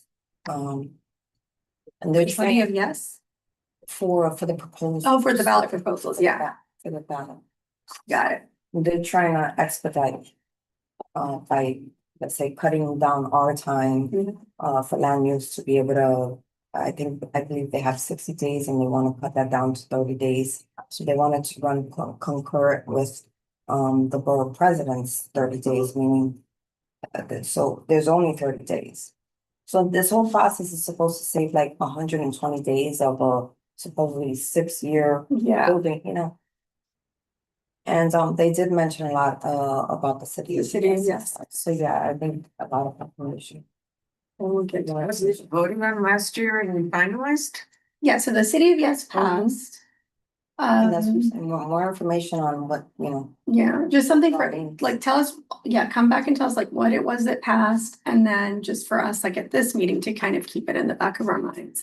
But is it something that we can ask them or put as a criteria to lessen the amount of studios at this point? So for example, the reason that this came to mind, and I'm sorry to keep like detracting us from the main conversation, but the reason it came to mind is because we're talking about studios, right? And one of the things that City of Yes included in the, you know, final package were the, like, I forget what they're called, but it's like the building that has like basically studio, not even studios, just like single room units for, you know, for individuals. And so like, I would want to know if we have one of those buildings, let's say in our district, which we may not, that may be more like Midtown area, but let's say that there's a building in our district that gets converted or that could be converted into that kind of setup where it's individual rooms and then they share a kitchen and share a common area and all of that. And we say like, okay, if you're going to build that in our district, then we don't need more studios and the affordable housing, you know, projects. Then focus on anybody who needs a studio. Maybe you can direct them to this kind of housing unit, and then the units in apartment buildings can be 1, 2, and 3 bedrooms. That's kind of like as a negotiating thing. Yeah. Just throwing it out there. Yeah. All right, sorry, Jeff. No problem. So for that proposal in particular, one will have to change possibly the reference to Borough President Mark Levine's Housing Manhattan Heights plan. But certainly we can say we can say we still support it, right? But it's worth like just revisiting that. And then what they said is that, yes, it's one of their priorities and they've been advancing projects in the neighborhood. Do you think that we should then maybe pivot and suggest another neighborhood, or should we leave the focus on Inwood? Any thoughts about that? Oh, well, but they're explaining that they're doing a Yes. bunch of projects and then we asked for Washington Heights and Yeah. But if we're thinking about like making, and maybe the answer is no, right? But like, is there any benefit instead of just saying anywhere in CD 12? Like, are there neighborhoods that we think are being ignored or that maybe they should consider? okay, I won't be able to answer that. We don't know. Yeah, okay. Got it. We would have to ask them like, Why tell have you me chosen what this? were all the projects you did Got in it. our community district in the last 10 years. Okay, got it. Got it. All right. I don't know if anyone here is aware of the two huge buildings on 183rd Street and St. Nicholas Avenue. They've been vacant for like 40 years. Wow. Yeah, and they're huge. 180, next to the school. 182nd, Oh, 182nd and St. Nicholas Avenue, 182nd. right on the corner. Do that one. They're vacant? 40 years or more. The west side or Okay, the so east? that would be, that would be. East of Broadway in St. Nicholas. Oh, No, you're like saying which on the side? street? Yeah, I'm trying On to the think. east. On the east. Yeah. They've been vacant So- for so long, people don't even see that they're vacant anymore. And I see it because it's a sore. It's from like my the apartment. corner, it's by the corner, like where, you know, like the people that sell between like dulces. Right there. Okay. So I guess, I mean, I guess the work would be finding out who owns it, We can And- find that. finding out who owns it, and if it's, the city related, maybe ask for something to be done there. Yeah. Because I do feel like that area has been neglected. Extremely neglected. I have to walk to the post office to mail something. I know it's unrelated, but I mean, we don't have garbage cans. It's like. This is why I drove. That's a sanitation. So I spoke. I to learned someone a new thing is that if there's people that throw regular garbage next to those cans, then the penalty is that sanitation takes away the garbage bins. Yes, and I spoke to really? sanitation. That's, I said, That's all over 181st Street, That's that's. counterintuitive. I spoke Idiotic. sanitation worker, and he told me that they move it. And it's illegal dumping, and I'm like, Yeah. you think they stopped dumping? Why don't you enforce? They have a sign that says $100 fine for this and this and that. He said, we don't have money for enforcement. This is a problem. Then that you I'm can- saying There's not enforcement, money for enforcement if you enforced. but then they have money. Yeah, for I remember tickets. I saw them do a whole post on Twitter where they're like, we caught him. They saw a guy driving a van into a location, they got access to a camera. It was like, we're finding this person. So I'm about to find out, but it's driving me crazy. Yeah, I've seen it in my neighborhood. I thought this guy was just trying to find parking. He parked. I'm like, yo, you're gonna get a ticket there. It's like, it's cool. And then I'm walking my dog and I'm coming back and I see he's just taking out garbage from his car and putting it there. I'm like, really? Like he doesn't live in the area. He was just dumping garbage there. I know, we deserve like, we need. It's like- And they do it because there's no cameras. Yeah. And the thing is, you gotta complain, like, you gotta keep saying, like, I want encouragement, like, I spent a couple months doing this, cause they removed that. And so I had nowhere to throw the doggy food bags, Yeah. I'm like, Jesus Christ. It's, And it's not only that, but I walk my dog at 6 in the morning, and for some odd reason, that's the hour, well, because they haven't cleaned the streets yet, right? That's the hour that you see these huge dead rats along 181st Street. Makes absolutely no sense. But I know where you guys are talking the same Nick area, yeah. That's nice. So what can be done with the property of that sort? Well, we gotta look up who owns it, because if it's a private owner and they don't wanna sell, they're just Yeah, paying yeah, taxes. They're probably holding on for someone, But warehousing for over 40 years? I mean, I mean, they should get penalties if they can, if they're not upkeeping, like, there should. Depends who owns it. violations. Yeah. but we can find out as far as. that would be awesome. Because that could be used for housing, affordable housing. All right. Then the next one is a capital expense, page 2. Priority number 3. This is. We had requested provide funding for the construction of 100% permanent long-term affordable housing units.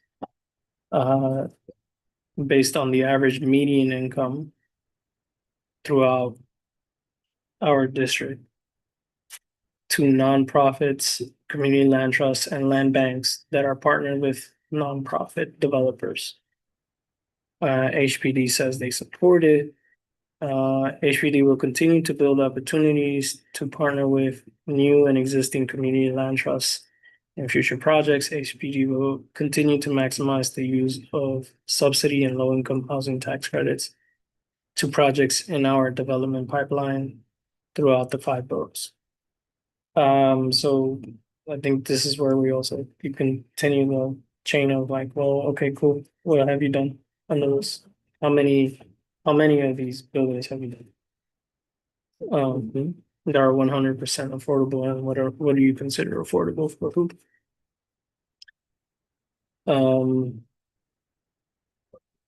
The next, What number is that? that was page 2, priority number 3. And it's a capital. That's No, the capital budget is number 7.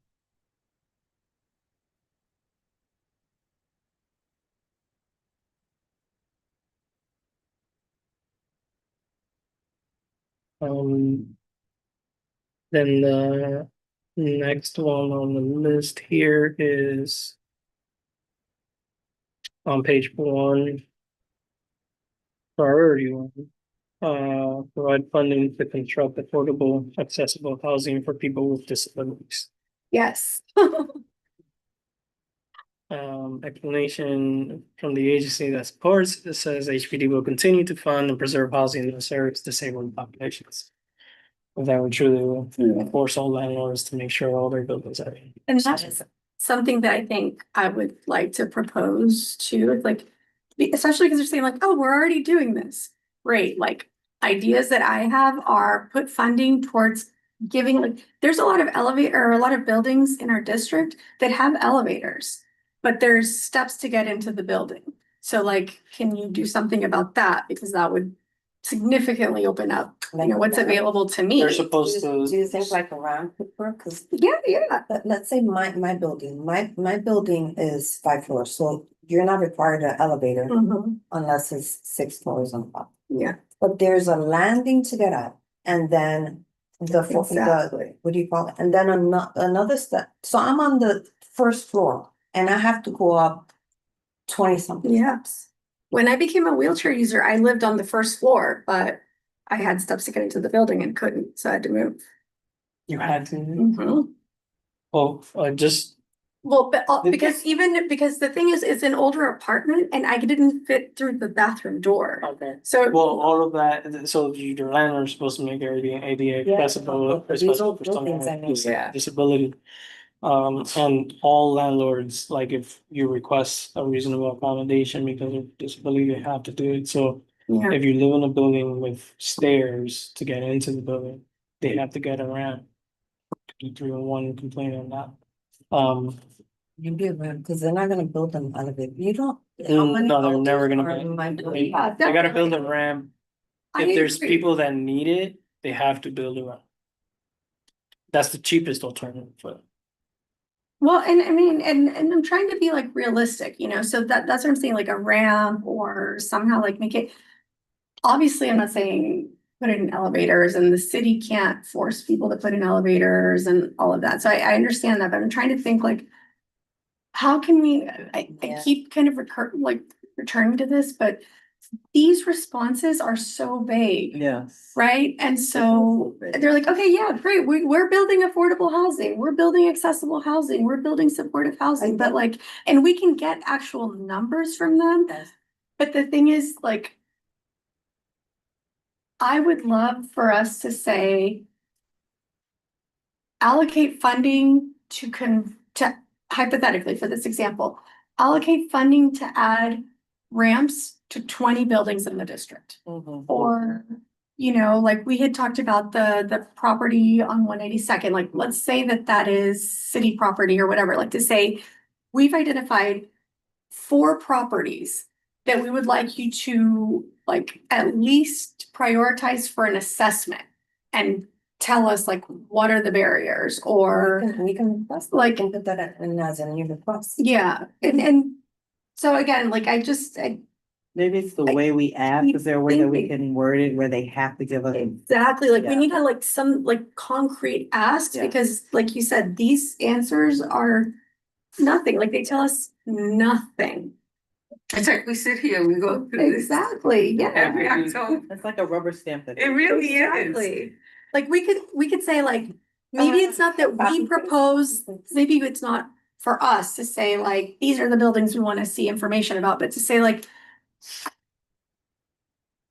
can you tell us 4 properties that might be like a good fit for this, or like even maybe like a property that they have their sights set on and they need community support for, right? Like if you can engage us, maybe we can help, get negotiations flowing or something, like one of the things, and this just came to mind at the land use meeting, one of the ideas that they're floating for their budget is, I think it's like, they're not asking for like either expense or capital, I forget, like one of them, they're not asking for any specific items, but they're asking for like a city planner, like for a budget for somebody to come in and help with like city planning research, or to help us research, help us develop proposals.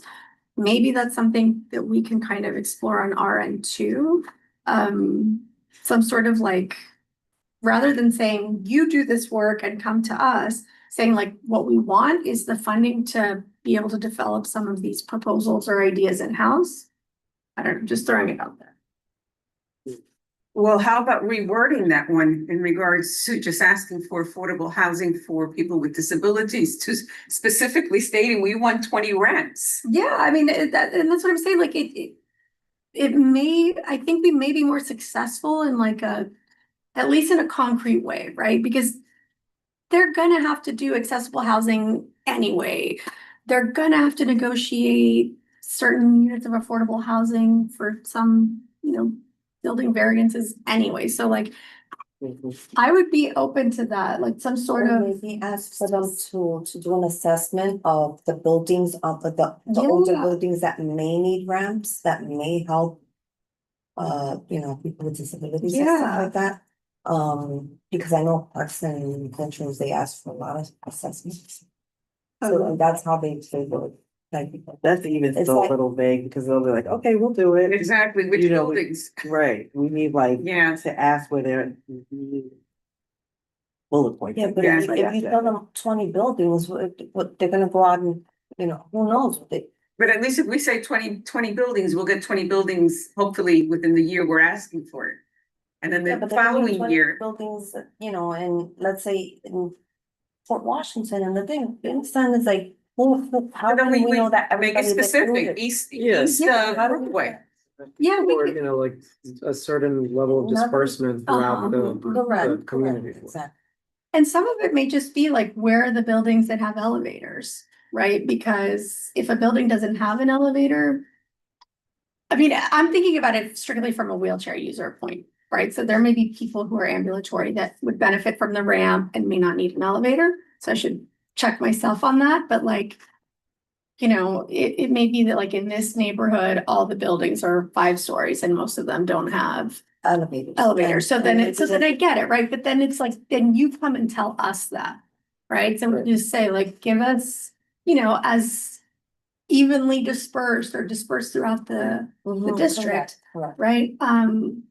So I just don't want any pockets to be left out as well. Yeah, I and think we sometimes can. that happens in the We can say 20, but realistically with like the amount of budget, like what we're talking about, they could probably do 100.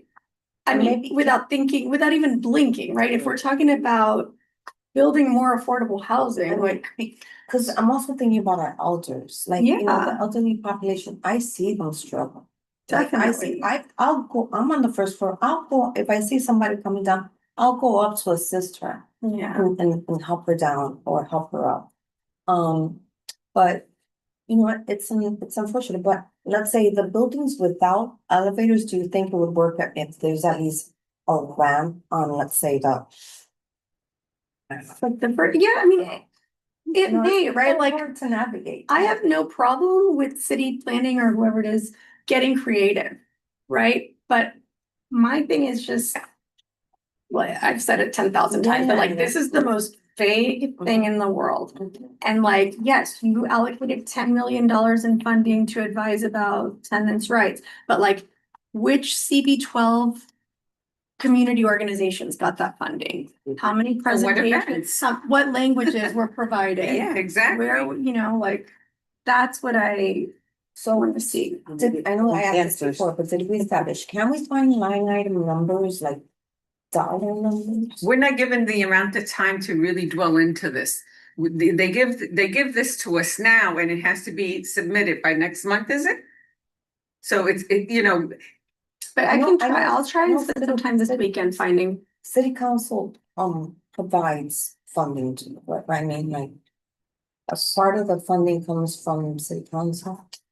Yeah, we can ask our city council to share some of the details on the Okay, month. all right. They should be able to look at it. I'll- it would be kind of nice to have this type of meeting. With that. information. Maybe during our first meeting in September. And then have the possibility of small focus groups that can dig deeper. Yeah, And then create SMART goals so that they're attainable, they're measurable, yeah. and we can go back and hold them accountable versus, year after year, we get the same stuff. And it's Yeah. like, okay, they tell you remove requests. Yeah, What did you exactly. do? Exactly, and yeah, okay. What's next? I'm sorry, it's a very frustrating No, process. I'm with you, and It's I important, though. I'm glad. It really feel is. so bad that I'm venting, so, It's necessary. but okay, all right, so then that was that was page 2, which number 3 on page 2? Yes.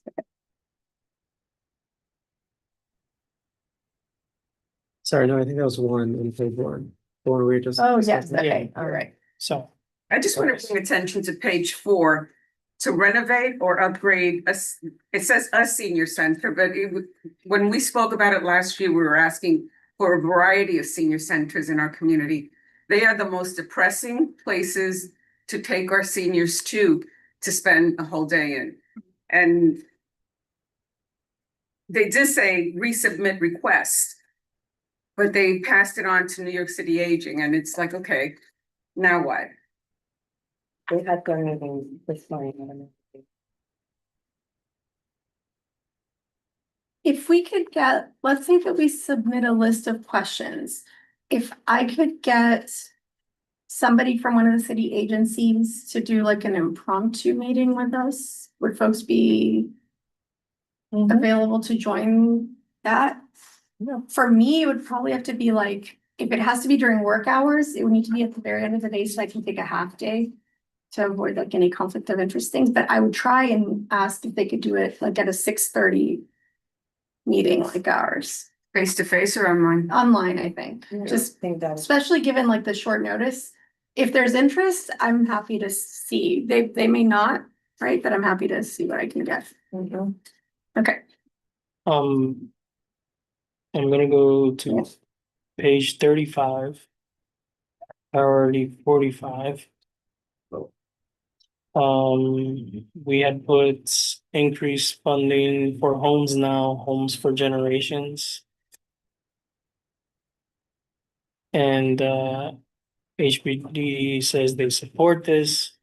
They will continue to fund the affordable home ownership opportunities through an expanding Home First initiative and the Open Door project. I think, if I'm not mistaken, the Home First, there was a person that came to this committee a while back who sort of described their experience and having to apply twice and the sort of the craziness of You're right. while they're waiting to get the home, they're being charged interest through the entire process of applying, which is crazy. There was a lot of other issues the person expressed in the meeting. I have to look back at my notes. So we can be a bit more specific on based on their response, we can look up their initiatives and sort of I can backtrack to what that meeting was with the person who applied to the program and their experience. And sort of incorporate some of the issues they've had. I think we did a resolution, if I was not mistaken on this. That we also have to look at. Which initiative was that? The Home First. Yes. They and they have another one called the Open Door Project Pipeline. I don't know what that is. And I do think that that money was awarded, because I remember that was Councilmember De La Rosa's initiative, right, that she was really championing. Homes Now. Yeah. I'll look and see if I can find that reso and funding amounts. And then I think that was the last HPD one, unless this is the last one. Yeah, that was the last one. Out of all the ones that got HPD hits. We're not done. We're close though. We have the HRA folks, so. Human resources. What page was the one? Which was the Homes Now. Page 35. 35. I think there was another one on page 2 that was HPD that we missed, which was priority 4. Yes. That was the one that I got confused about, right? Oh,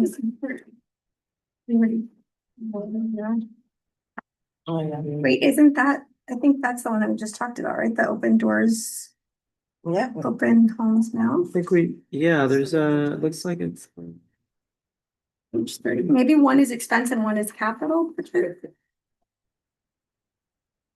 Yes, it looks like one is capital and one is expense.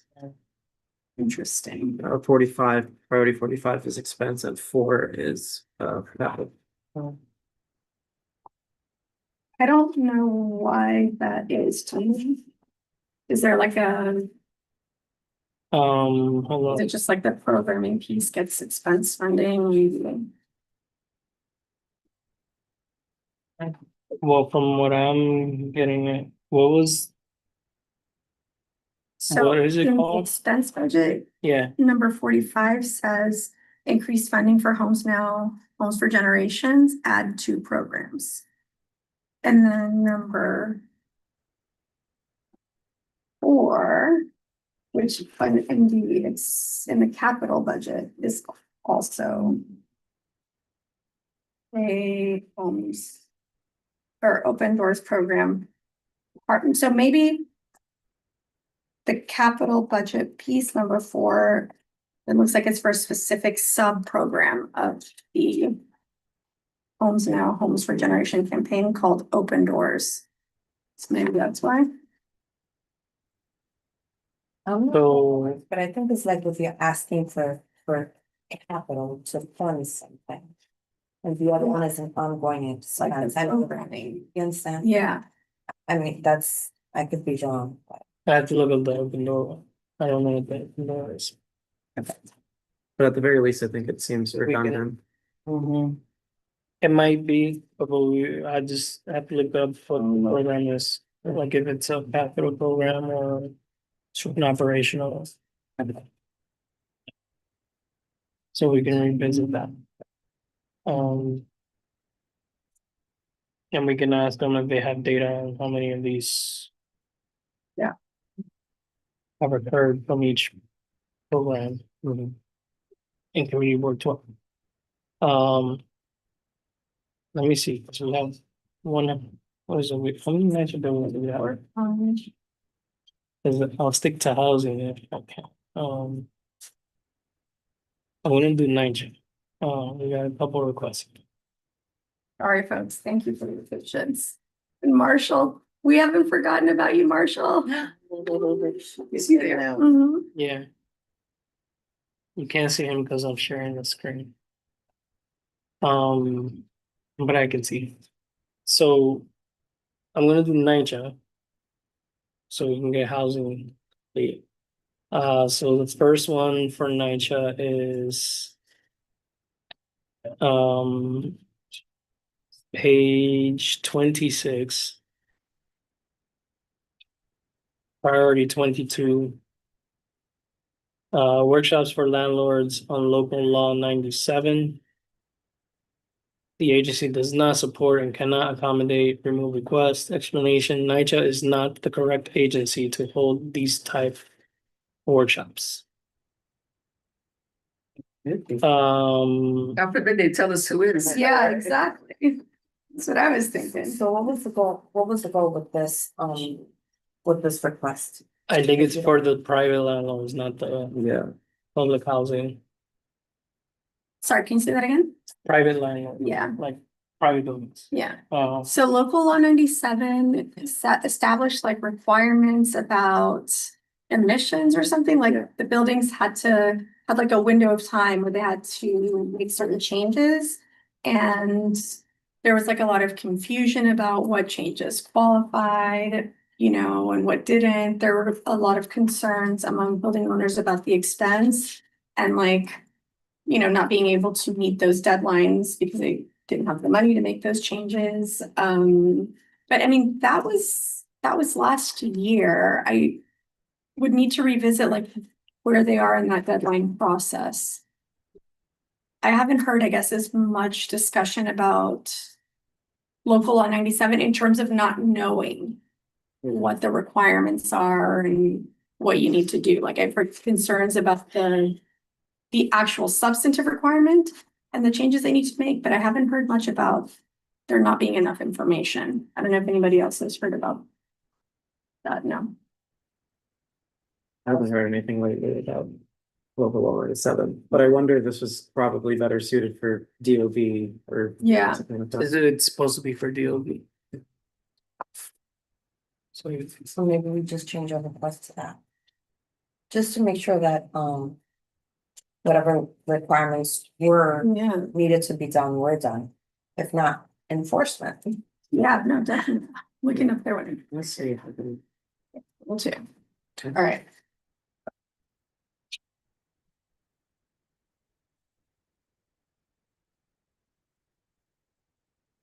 Well, I mean, they've had 5 years, so. Yeah, exactly. One was like. I don't know about with the whole local law. But one thing I do know that I think they had a deadline, I believe it was this year. And it had to do with that.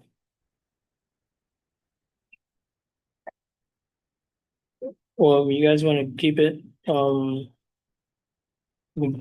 just change the agency to DOB. The next NYCHA issue we have here is page 23, priority number 8. This is to install security cameras or make other safety upgrades. We had asked for providing ongoing funding to ensure that secure NYCHA building entrances, stairwells, and apartment doors are self-closing and self-locking. I think this is mainly due to the issue of like when there's fires, especially because of those e-bikes. There's owners who didn't comply with sort of building code when they have like long hallways. There's like self-closing doors they're supposed to have to sort of stop the spread of the fire. I think that's where this request came from. And then the agency's saying they support but cannot accommodate. The maintenance of building entrances is an ongoing process, and NYCHA is committed to enhancing the safety and security of our developments. NYCHA appreciates the partnership of the council and other elected partners who have funded many of the security enhancements that will improve the quality of life for residents. NYCHA is happy to work with our elected partners and other stakeholders to identify funding problems. I mean, a lot of it's not their fault, per se. And that's why we move at the state level, requiring them to do like these public-private partnerships. Because the government is not willing to fund their capital needs. They're like billions in like capital needs, so that's part of the reason. I think there's also a management problem, but that's fine.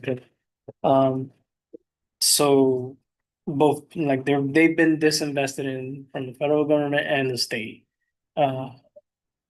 We fight at the state level all the time trying to fund more money for NYCHA.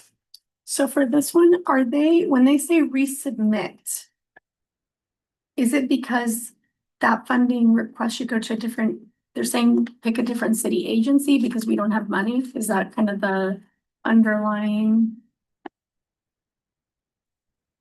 I don't know, but every other one says remove request because they don't want me to request it again. They're saying resubmit because I think they're like, yeah, we agree, just don't have. Right. Or maybe we have to Money. change the word. Like they're saying, they're literally saying an explanation, like we thank you for the Yeah. elected officials who actually fund these projects for us year to year. Or maybe we just ask for security cameras instead of, other upgrades. So Like something very singular. I was just gonna say, the city council 2 weeks ago had a hearing about surveillance cameras at NYCHA properties. So I was gonna see, it doesn't look like that is included in our ask. We were talking more about like, well, it says security, but it seems to me like they're talking about like what Jay was saying, that the doors actually lock and that they have like those that the internal doors close and open and that the external doors lock. So I'm happy to resubmit, but like, it would be great if they do want us to resubmit, that they give us a little bit more clarity on what specific thing we should ask for. Locked doors. I mean, but this goes back to the other thing, like, okay, so you can't do it for all buildings. Pick 5, pick 2, pick 1. Well, let's Right. ask them what they. Yeah. Okay. Those are the only 2 NYCHA requests. So then, let's see, division.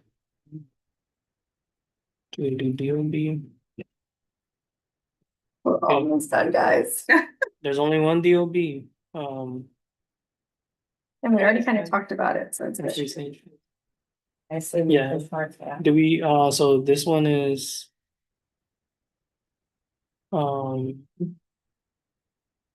Request assign additional building inspectors. Did we talk about this? No, we haven't discussed that one. We haven't talked about it like in full, but we're chatting a little bit earlier. Including expanding training programs, increase funding for HPD housing code and DOB building code inspectors. Agency does not support and cannot accommodate remove request. Funding needs will be discussed with the Office of Management and Budget. I don't know why they don't support this. Maybe we can ask them some questions here. Yeah,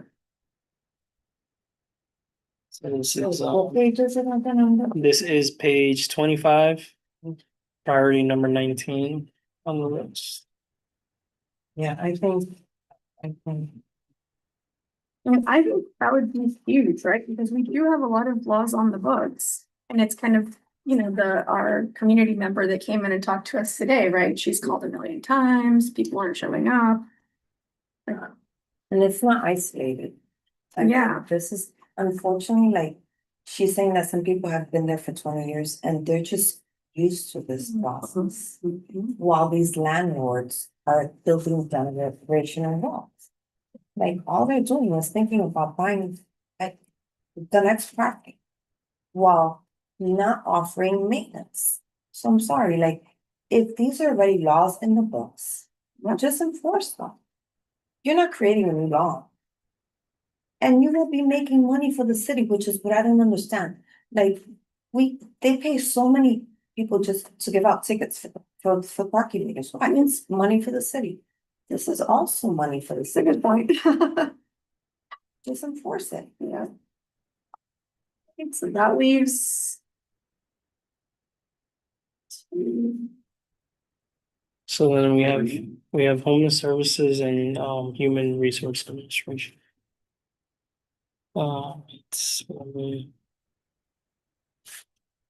just making sure I'm not missing anything. Okay.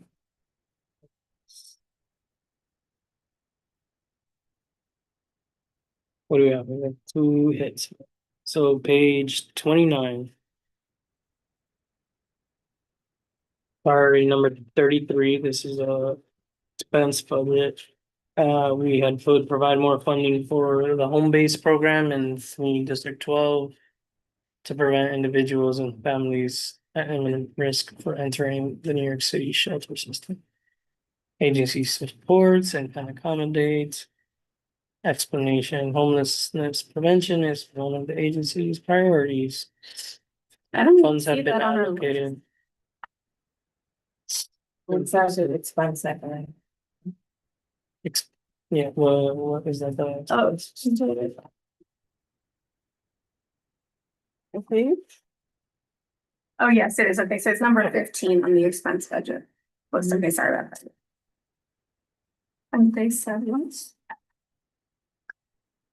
They supported, funds have been allocated in the budget for these services. We can ask them for data about our community district and see how much money has gone towards here.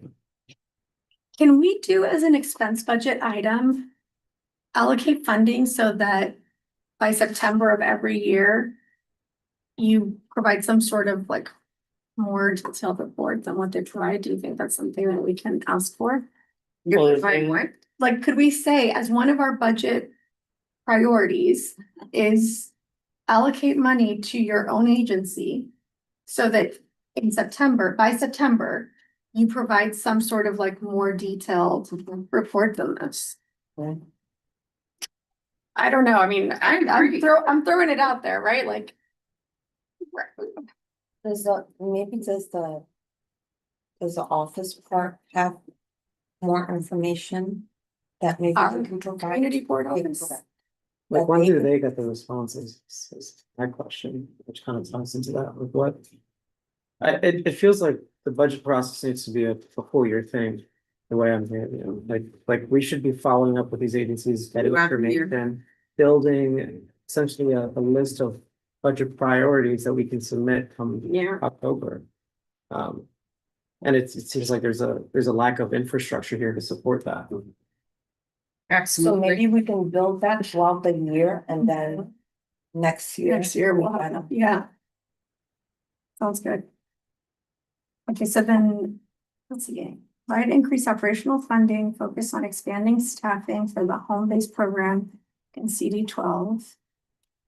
Adequate housing to prevent individuals and families from. Wouldn't there have to be a motion that comes out of the general board session? Yeah, To have- we go through the whole thing of ranking. Yeah, but in regards to working on this throughout the year and having an accountability piece added. Oh, you gotta ask the executive board. Yeah. So, I'm happy to raise it. Please.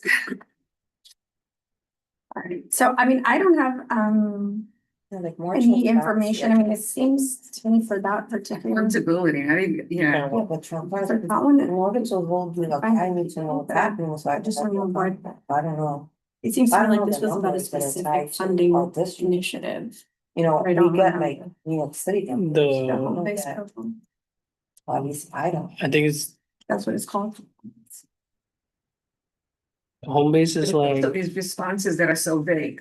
I gotta look it up, cause I don't know if there's an overarching part of home base, Okay. or home base is what they use. Okay.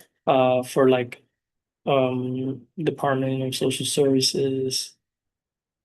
Got it. Program, so we would have to ask them. This is the only program you have under your agency for this, cause there's like. Caroline, city FEPS, right? And then there's FEPS. City FEPS is one thing. This is Human Resource Okay, Administration. so is home base and HR managed? Well, it seems like it is, but. Okay. All right, Need to do almost done, more guys. questions on. And then we're just going over what was submitted. And whether we agree or not. If there is an objection, someone can state it.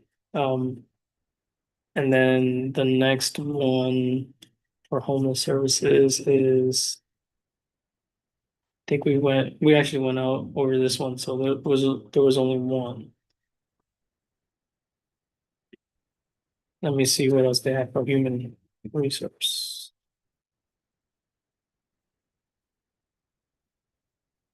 I only got 2 hits here, so. The other one was provide more funding for food pantries. This is page 32, priority 39. The HRA said they supported, can accommodate, remove request. Explanation, HRA continues to maintain funding for Community Food Connection. CFC, formerly EFAP. Note that in general, pantries are funded by a wide variety of funding sources. CFC is supplementary program. Pantries generally also get food or funding from food banks, state programs. Yeah, we Mhm. for statewide, we upped how much we wanted to give them. So there's 2 programs, Nourish New York and HIPNAP. Both funded at 50 million, and for we upped it last year and this year to 75 million each. Because the need is growing, Mhm. the lines are getting longer at these Can we pantries. have them and can we kind of like have them come in and say like what they're providing, where, maybe give information to the community as far as. I can reach out to Greg from the West Side Campaign Against Hunger. They're one of the groups. They also have a network with all the food pantries in the area. Mhm. They expanded down from 86th Street. They have a location on 181st.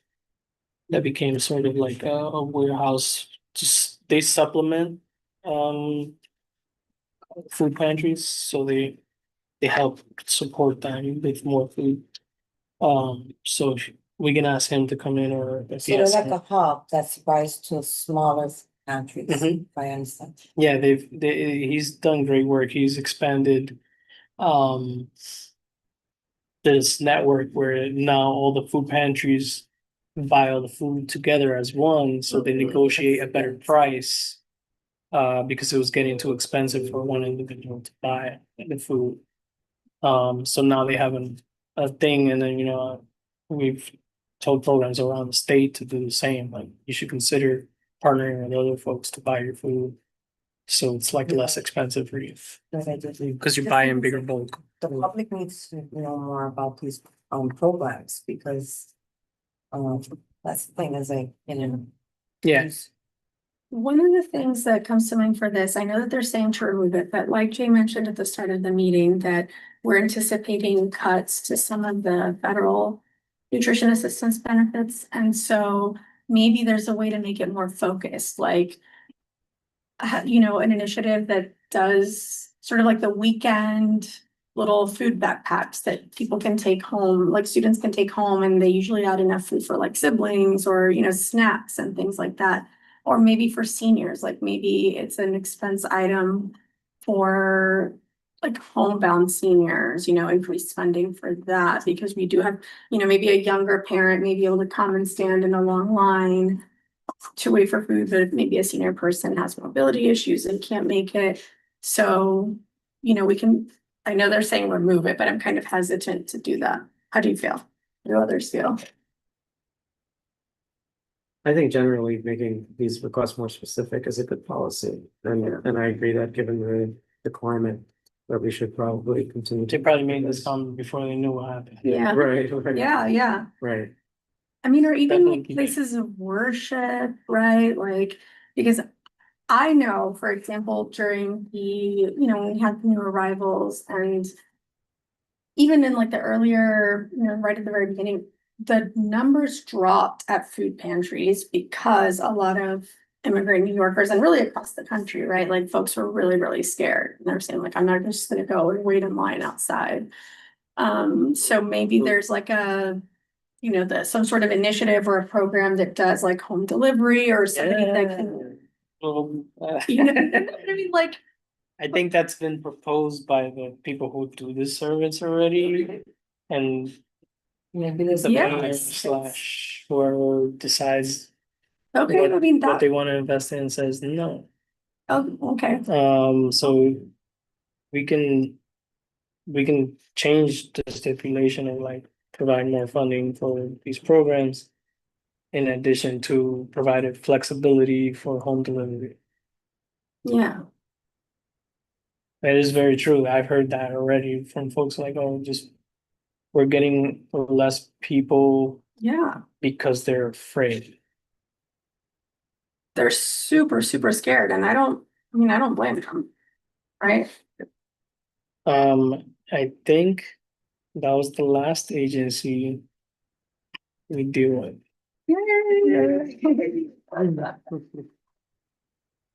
So,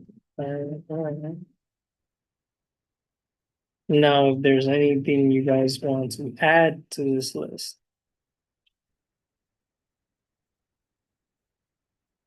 There's nothing I want to add. And then I will see the board of the spoken a lot tonight, but I would even consider like cutting some of the items if we thought, which maybe it's not prudent, if we thought that saying we've cut down our list, we've been more specific, let's make these things happen. I would be open to doing that. I just don't know how realistic that is. I'll leave it at that. Anything else that other people feel like we should consider including? I would like to add something about, I don't know if it's, is it called the AMI? The average median income. I think it needs to be adjusted or changed or reconsidered, or it definitely needs to be changed because it's not realistic, especially for our districts. I think that it's supposed to be like $50,000 or $60,000. I think they said it is. in actuality, the average incomes here are like in the 30s and 40,000s. And that's what they're basing a lot of the housing, the housing on that number, and that number is not really fixed. So I don't know who's in charge of putting that number together. Is it a federal thing or? So the federal government sets that threshold for any programs that are funded through federal dollars, they have to follow that rule. Sorry, It's. Um, but um, even to that point, they have like there's the housing that they did on Broadway near Dykeman. That was one of the most affordable I've seen for people that actually live in the area, where like it was like $800 rent for someone Was to that the get. Alliance? Yeah, that one was actually, but that one was a more creative project because they have space for school, which is renting out that space, right? Like they have other incomes supplementing how they can afford to lower those rents for everyone. So it's all about the developer and sort of whether we want to incentivize people to build like that. So I think there's flexibility for the agencies to like HPD to consider how they want to do these projects. But the Liza is a great example of like, you see, you can do it. Right. So just do that. Right. Because it wasn't freaking studios. It was like 2 bedrooms, 3 bedrooms. Like it was for families. I've seen that. There's a bunch of families there now. Because I live near it. It's right across from me. I could see it. Jealous all the time. But that's nice. It's a nice building. I wanted to get my mom in that building so bad. I put her on the list. Yeah. So that's why that threshold exists, as it is the federal government that dictates it. I'm not sure, I'm not too familiar with all the programs that HPD has, so they might have like a New York City focused one where they do this type of stuff. Then they have the low income tax credit housing they do, which is like for more for working class people who can't fit in the affordable housing. What? Yeah, Marshall, let me stop sharing the screen, sorry, can't see Marshall because of me. Marsha hasn't seen it, yeah. So you can, Alright. oh wait, oh yeah, he's up there. Marshall, did you have a question? I saw your hand was up. Well, I guess my thought with this and the process, in terms of housing at least, is that, and maybe it exists, I don't know, maybe one of you know better, but I'm thinking that we need some sort of uh, database or inventory of what exactly the buildings are in CB12. And as I'm thinking of it, it could be, I mean, we start with maybe the buildings, but then we expand it and we keep growing and building into this inventory as far as the different data points that we're seeking, so that we have a better understanding as far as what we got and what we can try to do. I mean, part of this could be, are there ADA requirements for certain buildings? And then we would have something to go back and make our ass as far as, well, this building, this building, this building require ramps or some sort of ADA modifications to make this a better place. I mean, I'll leave it like that, but I mean, I don't know if there is something like that, but I think this is something that it's not just for 1 year. It's a continuing, evolving database that we know what is in our community. Yeah, I love that idea. Yeah, I agree. I mean, I would say it kind of aligns with what Wayne was saying, right? Like give us somebody that can help us pull together information so we're not constantly just depending on what the city is providing.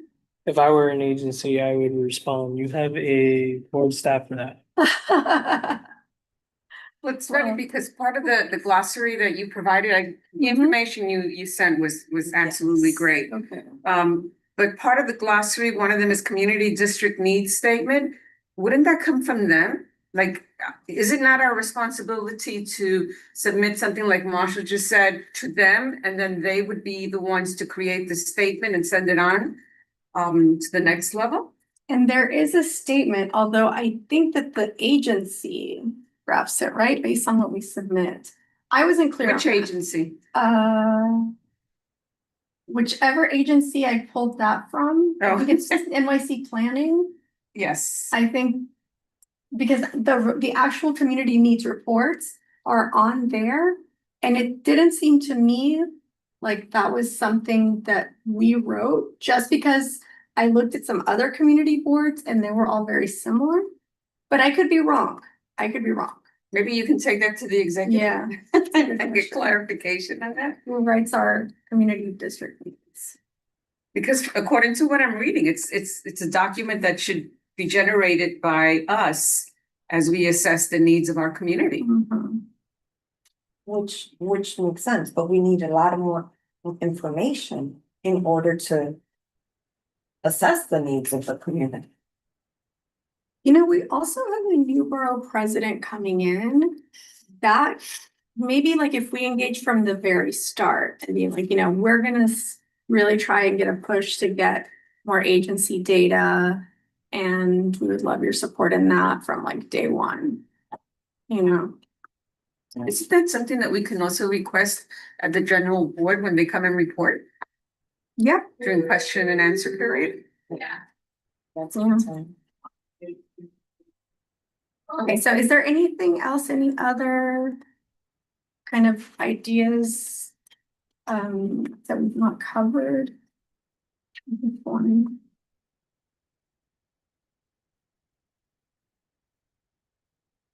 Thank God we only have one of these a year. The only, so I know that one of the requests is to help like food pantries, but I think what we don't have is, a request for expense on SNAP, because that's what's being cut, the nutritional Can we ask?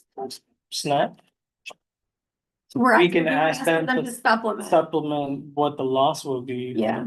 In order to Yeah. ensure the families that are currently receiving still continue to receive instead of. Mhm. It's either you do that or you have more people go to the food pantries, which then you also have to fund because we can't afford to feed everybody. Like it's just a circle if you don't invest in one way or the other. Yeah. Either that or find jobs for everyone that can pay for their own food.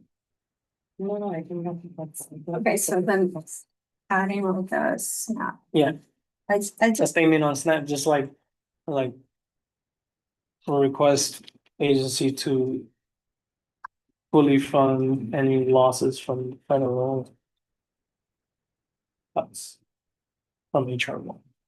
Now, one thing I will say about that is that I feel like the city and the state are likely to be looking for ways to do that already. My concern is people who aren't on SNAP that will need assistance, right? So like families that are fully undocumented don't qualify for SNAP. Or, you know, families that maybe earn like a little bit over the income restrictions. Well, that's what the food pantries. Okay, I got it, okay. The food pantries sort of cover that Okay. population more, but again, the For non- fear of non-eligible, people. yeah, okay, That's why the flexibility for like home delivery Yeah. would be more useful. got it.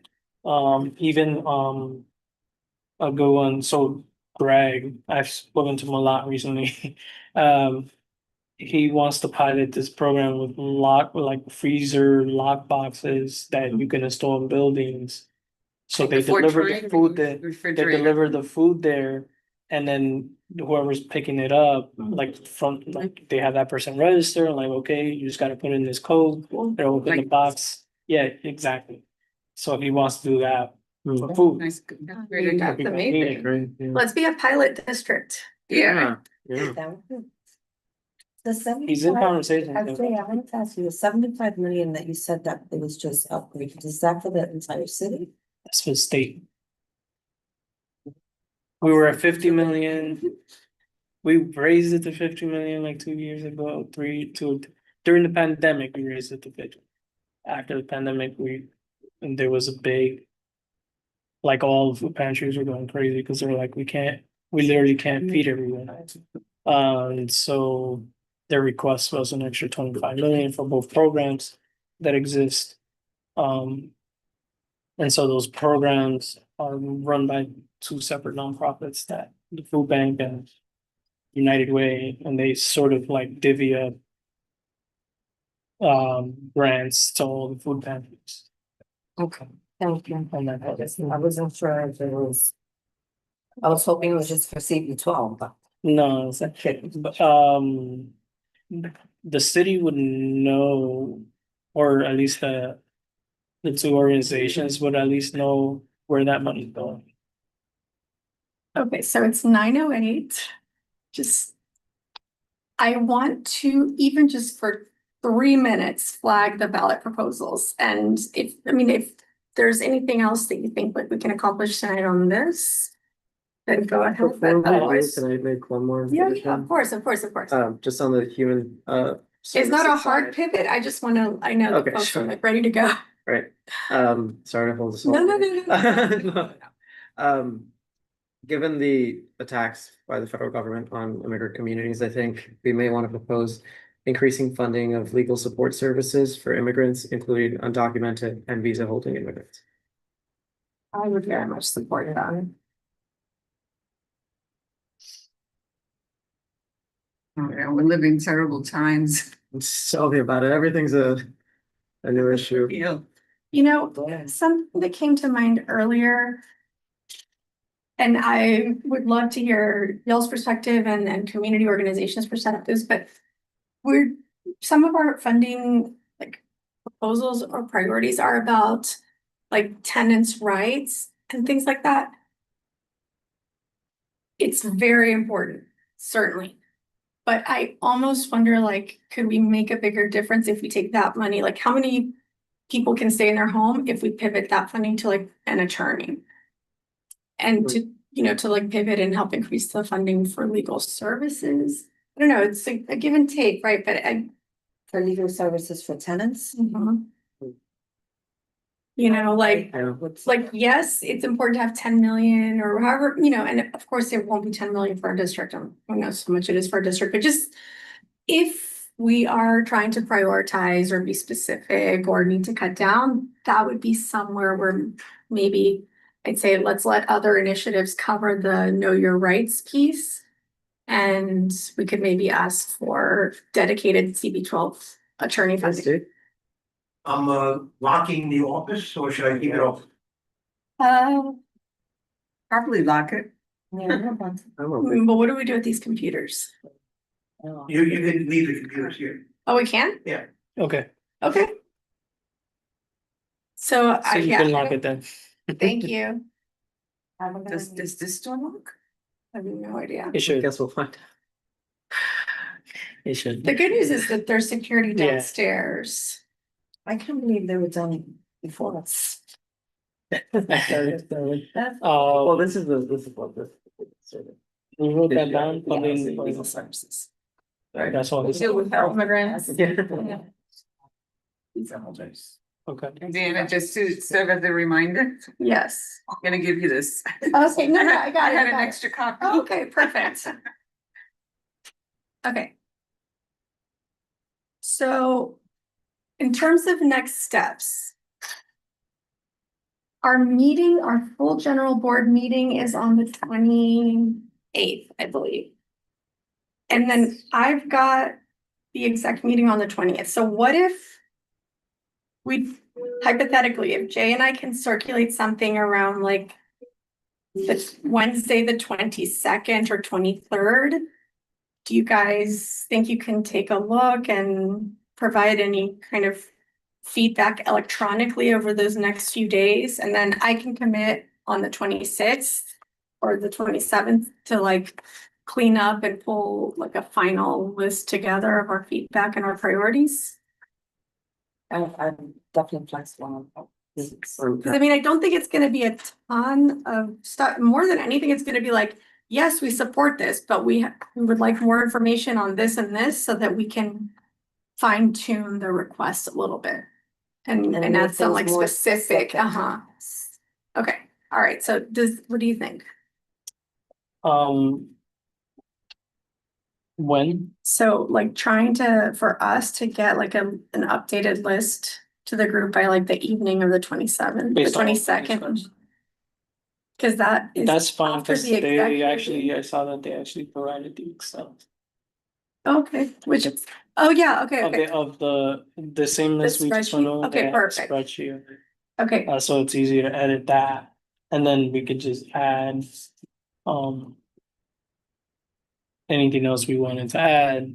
great. I'll filter it so it takes away everybody else's committees and you can only see the ones that we. We'll put it like in a Google Doc. How about that? And then everyone can access it. Also, I created a list of our committee members. If everyone could just take a moment to check that their email is correct. It's optional if you want to put your phone number. I put mine there, but just added if you could mine. please. I saw, yeah. Okay. So then we will try and get something updated to everyone by around the 22nd, like at night, the 22nd. Okay. Just really fast before we lose folks. There are going to be, I believe, 6 questions on the ballot. The first one is a state initiative. It has, I think, it has something to do with like a project outside of the city. So I really don't know much about that. I can try and get information and circulate that. Questions 2, 3, 4, and I guess 5. Yeah, I'm not sure. that one's less controversial, it's very. Yeah, so one of them, I'm just gonna voice for people to look on their own. It's not specific to our committee. It has to do with changing the years that we have local elections so that they line up with presidential elections. And the stated reasoning for doing that is that we have comparatively less turnout for our local elections than for presidential elections. And so the idea is if you align the dates, more people will participate and vote on local issues and for local elected leaders. I think folks on the other side say, when you do that, you lose the space to talk about local issues. And because everyone's so focused on the presidential, there's so much, funding and advertising and outreach for the federal races that it would drown out some of the local issues. And, that's one of the critiques of it. Another proposal or another ballot proposal that I've heard a little bit of opposition to, but I'm not super well versed on, has to do with digitizing certain maps that the city holds. And I've generally not heard much concern raised about that, other than I did see that DC 37, which is one of the big unions, has expressed concerns that it would maybe reduce jobs, that it seems like maybe they have union members who are tasked with drafting those maps and maintaining them and somehow storing or displaying them. I've not done much more research than that, but just to give, some pros and some cons, that's a summary. And then proposals 2, 3, and 4 have to do with housing. And I will give like a very big picture summary. I'll highlight where you guys can get that information, and then, I will open the floor. But generally, my understanding of what the intention of these proposals is, the stated intention is that they want to reduce the time it takes for affordable housing developments to get through the different land use processes so that they can get shovels in the ground faster and in theory, have affordable housing, be developed faster. Our borough president, and I believe several other borough presidents, have expressed support for the proposals. I don't know specifics about our council members in our district, but I know that many city council members have opposed the changes because they disapprove with shortening of the windows to consider the proposals that community boards get, that the borough presidents get, so, saying like when these things happen concurrently or when you shorten the windows to respond, then you're basically, significantly impacting public input, which I think our discussion today is a really good example of that, right? Like, we're on the community board and have familiarity with these things and have requested some of these funding initiatives before, and it took us, a full meeting. Imagine somebody that is not as familiar with these processes, right? So, I can circulate, but I pulled up the websites where folks can get more information.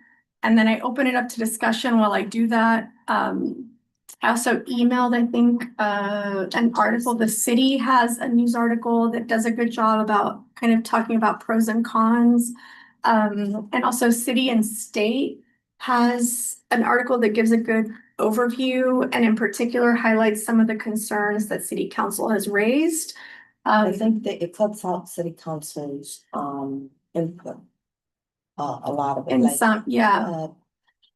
What Levine, I believe, said is that a lot of these deals are kind of done between city council and whoever is gonna fund this project. They're like backdoor deals and they kind of, I'm not saying that they completely focus in, but that's a gist that I got. Yeah. So basically it would be like 3 people, the borough president and 2 other that would have this say. And then city council, there would be like an appeal process that they would have to if they don't agree with something, city council will be able to appeal. And then 2 out of the 3 would have to vote to agree with city council. So it's kind of removing city council from the input too. I think that's part of the proposal. So I've got here like a super quick summary. I can read the summary of question 2, which is that it says fast track affordable housing to build more affordable housing across the city. And basically they're saying that it can take around 7 months for the local community board and the borough president to give their advisory opinions. And the project is then reviewed and voted on by the city planning commission and the city council. Many have argued that affordable housing projects are inequitably distributed.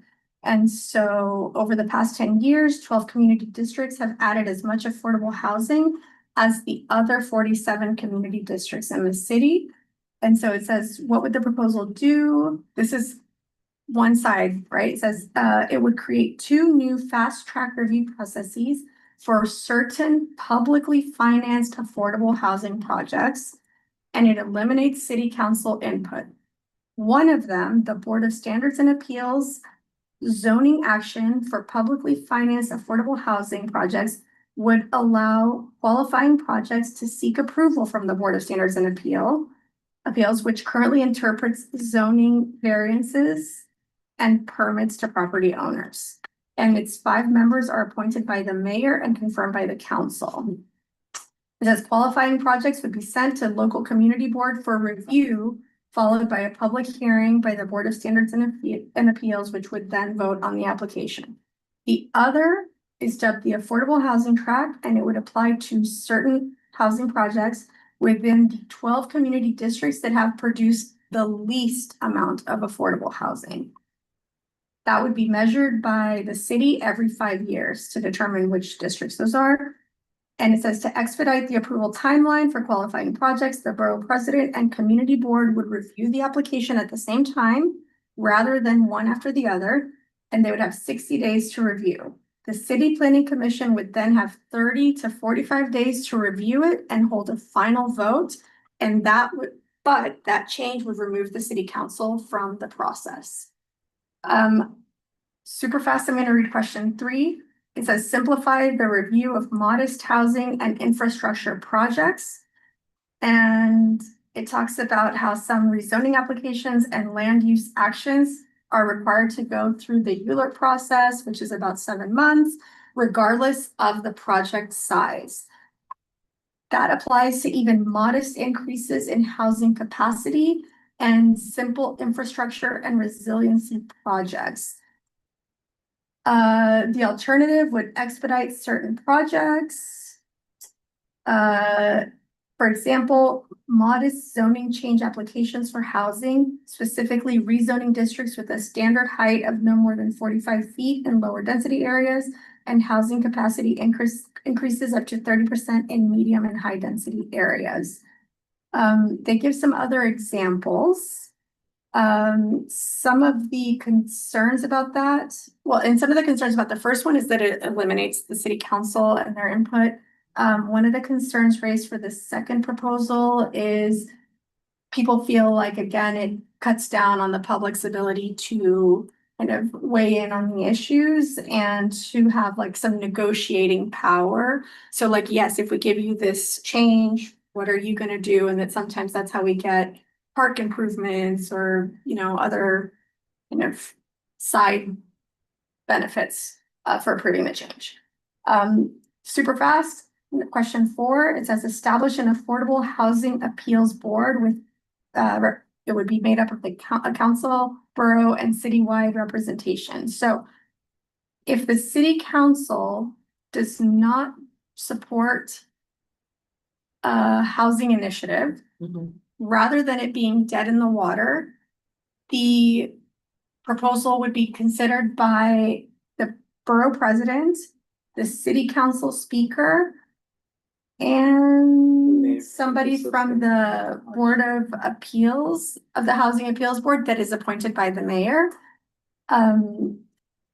So that one, it gives like a lot of pros and cons. So I encourage you to look further into that. But one of the big critiques or the reason that it's proposed is because the city council right now, they vote to approve or reject different proposals, but if the council member for where the project is based opposes it, there's something called member deference. So sort of like out of respect, to put it in plain language, they defer to that council member's opinion on whether to support or deny. It's not a requirement.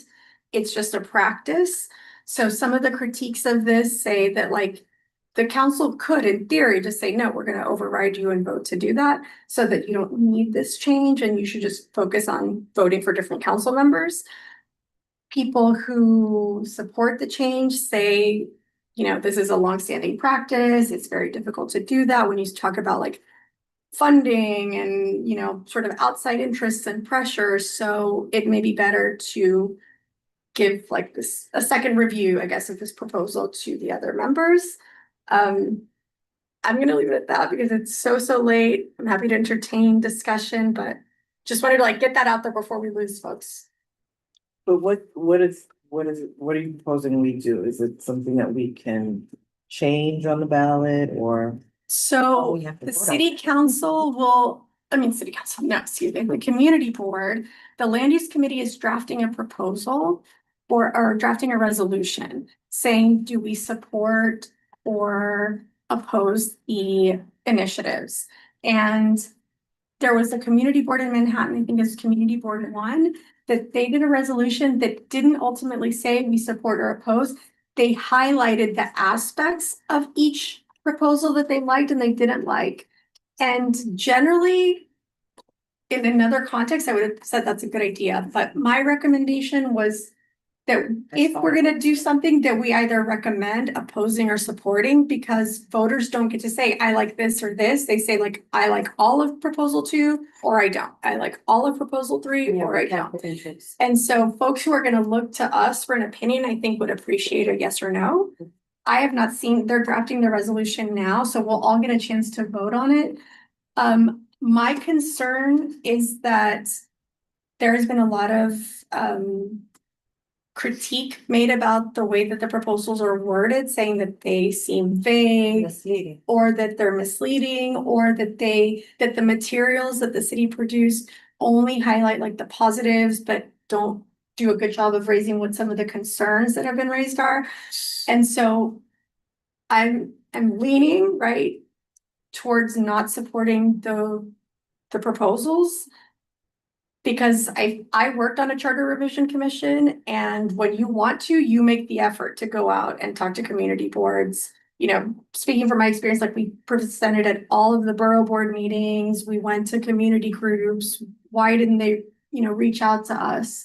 Why didn't they come to our meeting and present these proposals to the full board? So I have those critiques. And so that is Yeah. my thought, but And also like, who leads, Wayne? Wayne Benjamin, Okay, yeah. so he's an architect, right? These are very complex projects. And from what I understand, once he has the time to get a good, come on, 30 days is, Yeah. one meeting, let's say. They have to review, and then he gives his resolution, his report to the borough president. So if it's happening at the same time, and now before he had 2 months, now he's gonna have 1 month, and these are really big projects. Like, it's like saying you're basically not gonna have a lot of time to really figure everything out. It's gonna be pushed through, I think the sad part is that your basic normal voter. Like my dad, who's 93, doesn't miss an election, is not gonna understand diddly squat about And those especially proposals. when they say housing, add affordable housing, people is like, yeah. affordable Exactly. housing, And in without theory, saying- like, I would be too. I just have concerns about how some of the questions were worded, and I have concerns about, I feel like they should have engaged The us community, more. absolutely. But I will say there's a lot of support, and there are, like if you Google 2025 NYC ballot proposals, you'll see groups that have set up websites that, explain their position. So I encourage everyone to look at that. And then once there is a draft of the proposal, I will see if I can circulate it so that at least our committee gets to see it before, it goes up for the final vote. I would just say my pieces, I pay a lot of attention to the politics. So the reason this even occurred is because the mayor was mad at the city council. Yes, And so he was like, all right, I'll create a charter commission to do this on the ballot. And to like, bump their charter Right. commission. yeah, so, and then, Funnel gave too much power. and then if you read the question, the statements as how they summarize it, is very misleading and saying like fast track affordable housing. But what they're not, where I have the issue with, this is a war between the city council and the mayor being petty, and so he did this whole thing. So it is disingenuous. There are pros and cons to, right, like, and it really depends on who your city council member is. So if you don't pay attention, you don't vote for that person. And the neighbors. Right. So when it comes to the housing project and the city council admits a vote, like your member, one of the biggest power they have because they can say yes or no is if you have large advocacy around the area and the community is saying like, no, we want more from this project. That gives the power of the city council member to negotiate on their behalf for better deals, deeper affordability. Some neighborhoods don't like high density, right? That's why everyone's mad about the people who don't want to build more outside of like Manhattan has towers, but then on the outer boroughs, some areas you'll see are only homes. They don't want no buildings near them. They want, right, like they don't want more density around them. And so they'll argue like this will help build more in areas where city council members would just vote something down because the people around the area are like, no, I don't want a building that's taller than my house near me. Um, so I mean, in my opinion, I think I think these are disingenuous and it creates the Board of Standard Appeals, which is the board I dealt with on an issue for a building across the street from me. It was the most ridiculous. You can apply to the Board of Standard Appeals unlimited times to change your permit. And if the community's not paying attention, you can get approved. And the community usually is not. Not paying attention. Yeah. So for me, it's a complete no, just because their name appeared on as part of the process. They just, they're unaccountable. You can't do anything if they say yes. It took my building it took over a year of complaining and continuously seeing that the landlord, the person who bought the property wanted to do so. They proposed one project and then they're like, oh no, we want to switch the whole completely thing. And I'm like, that's not what you promised. And so, but the thing is that we have to continuously pay attention to see if that person comes back a year later and it says like, I want to try again.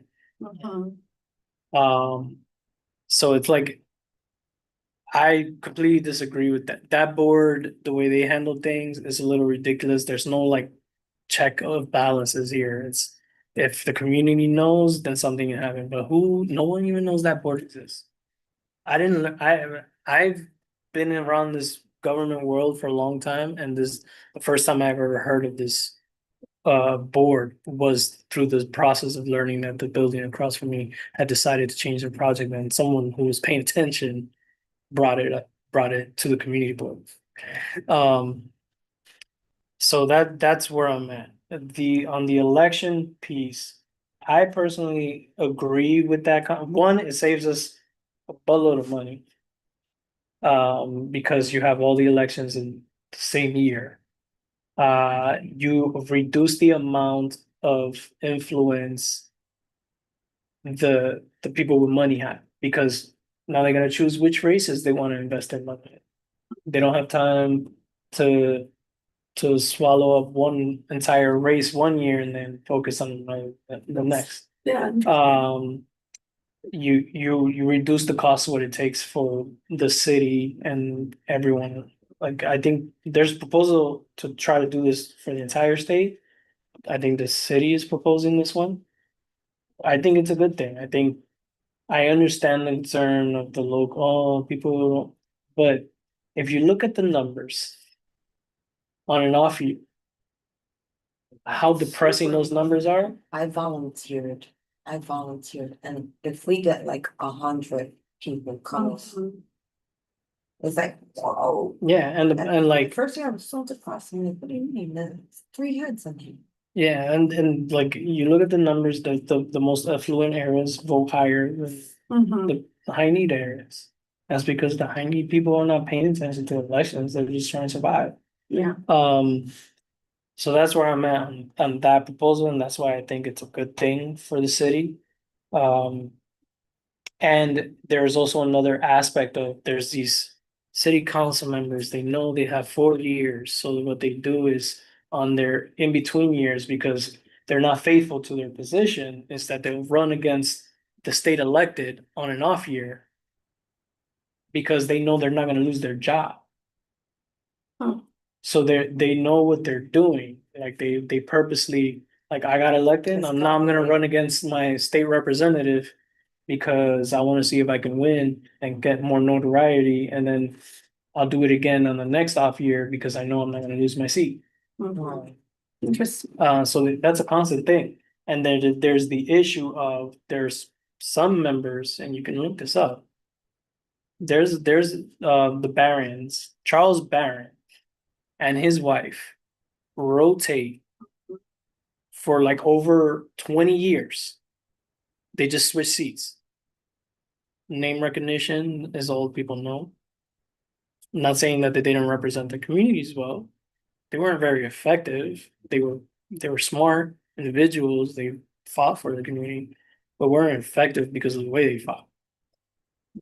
But at the end, what happened is that they gave no opportunity for no one new with fresh ideas to come in because they blocked it. They just switched seats because the way it works is although you're term limited for the city council, all you have to do is wait 4 years before you can run again. And so once those 4 years are up, and when you're in a state elected, you can run every 2 years, and there's no term limits. So what you do is you stay in the state seat long enough to pass the 4 years, then run again and switch with your partner. That there's other places this occurs in the city, but that's the thing that's what happens, and that's probably one of the strongest reasons why I'm like, yeah, like get rid of this ridiculous process of allowing people to just like you ran for a seat to represent a community, and then now you're saying you want to run for a seat that represents a broader community. But the whole time you ran, you're saying you want to fight for this community. So I think that's also a good aspect about it, sort of stopping that play around with the seats. It's interesting. I hadn't heard that. No, thank you for Yeah. that information. So what I'll commit to doing is on our Facebook and our YouTube page, I will comment. I will email the board some links that have like different perspectives, but in case anyone's watching us online who's not on our committee, on our Facebook page, in the comments of this video, and in our YouTube page, in the comments of this video, I'll post some links to different resources on both sides of these ballot proposals. And then, sorry. And the city and state articles gives you a good like summary how the city council feels, what it's supposed to be doing. Some good subway reading. But I'll tell you this. The summaries are sure great, but like some of those you said some details that weren't in what they were saying. Exactly. Where I'm like, oh, I didn't know that there was an appointee. The appointees matter, right? If the mayor has the majority of appointees on this, whatever is making the decision, it's the mayor chooses what goes in. And I think you've all seen Mayor Adams and how he runs his administration. So why would we want that to exist? Plus the city, yes, was a huge change. We haven't even seen like how that Well, really is playing out on the ground. yeah, Okay.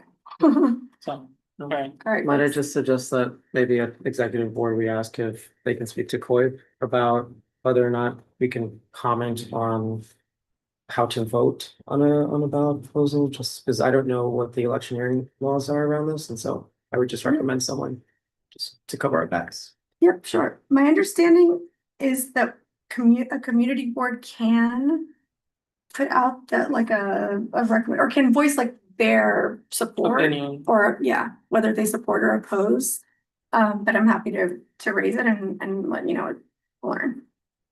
Appreciate it. Our resolutions are not really binding in the sense of like we can't force the government. It's sort of like we as a community board recommend this is where we stand for these reasons. Yeah. Okay, folks. Thank you so much. Everybody was so patient, so engaged. We really, really appreciate it. Do you have to do a motion to adjourn? Yes. Okay. That was second. Second. Meeting adjourned at 9:41 p.m. Bye, Marshall. Bye, Martha. Thank you. Folks, keep an eye on the email. Bye. Sorry. There.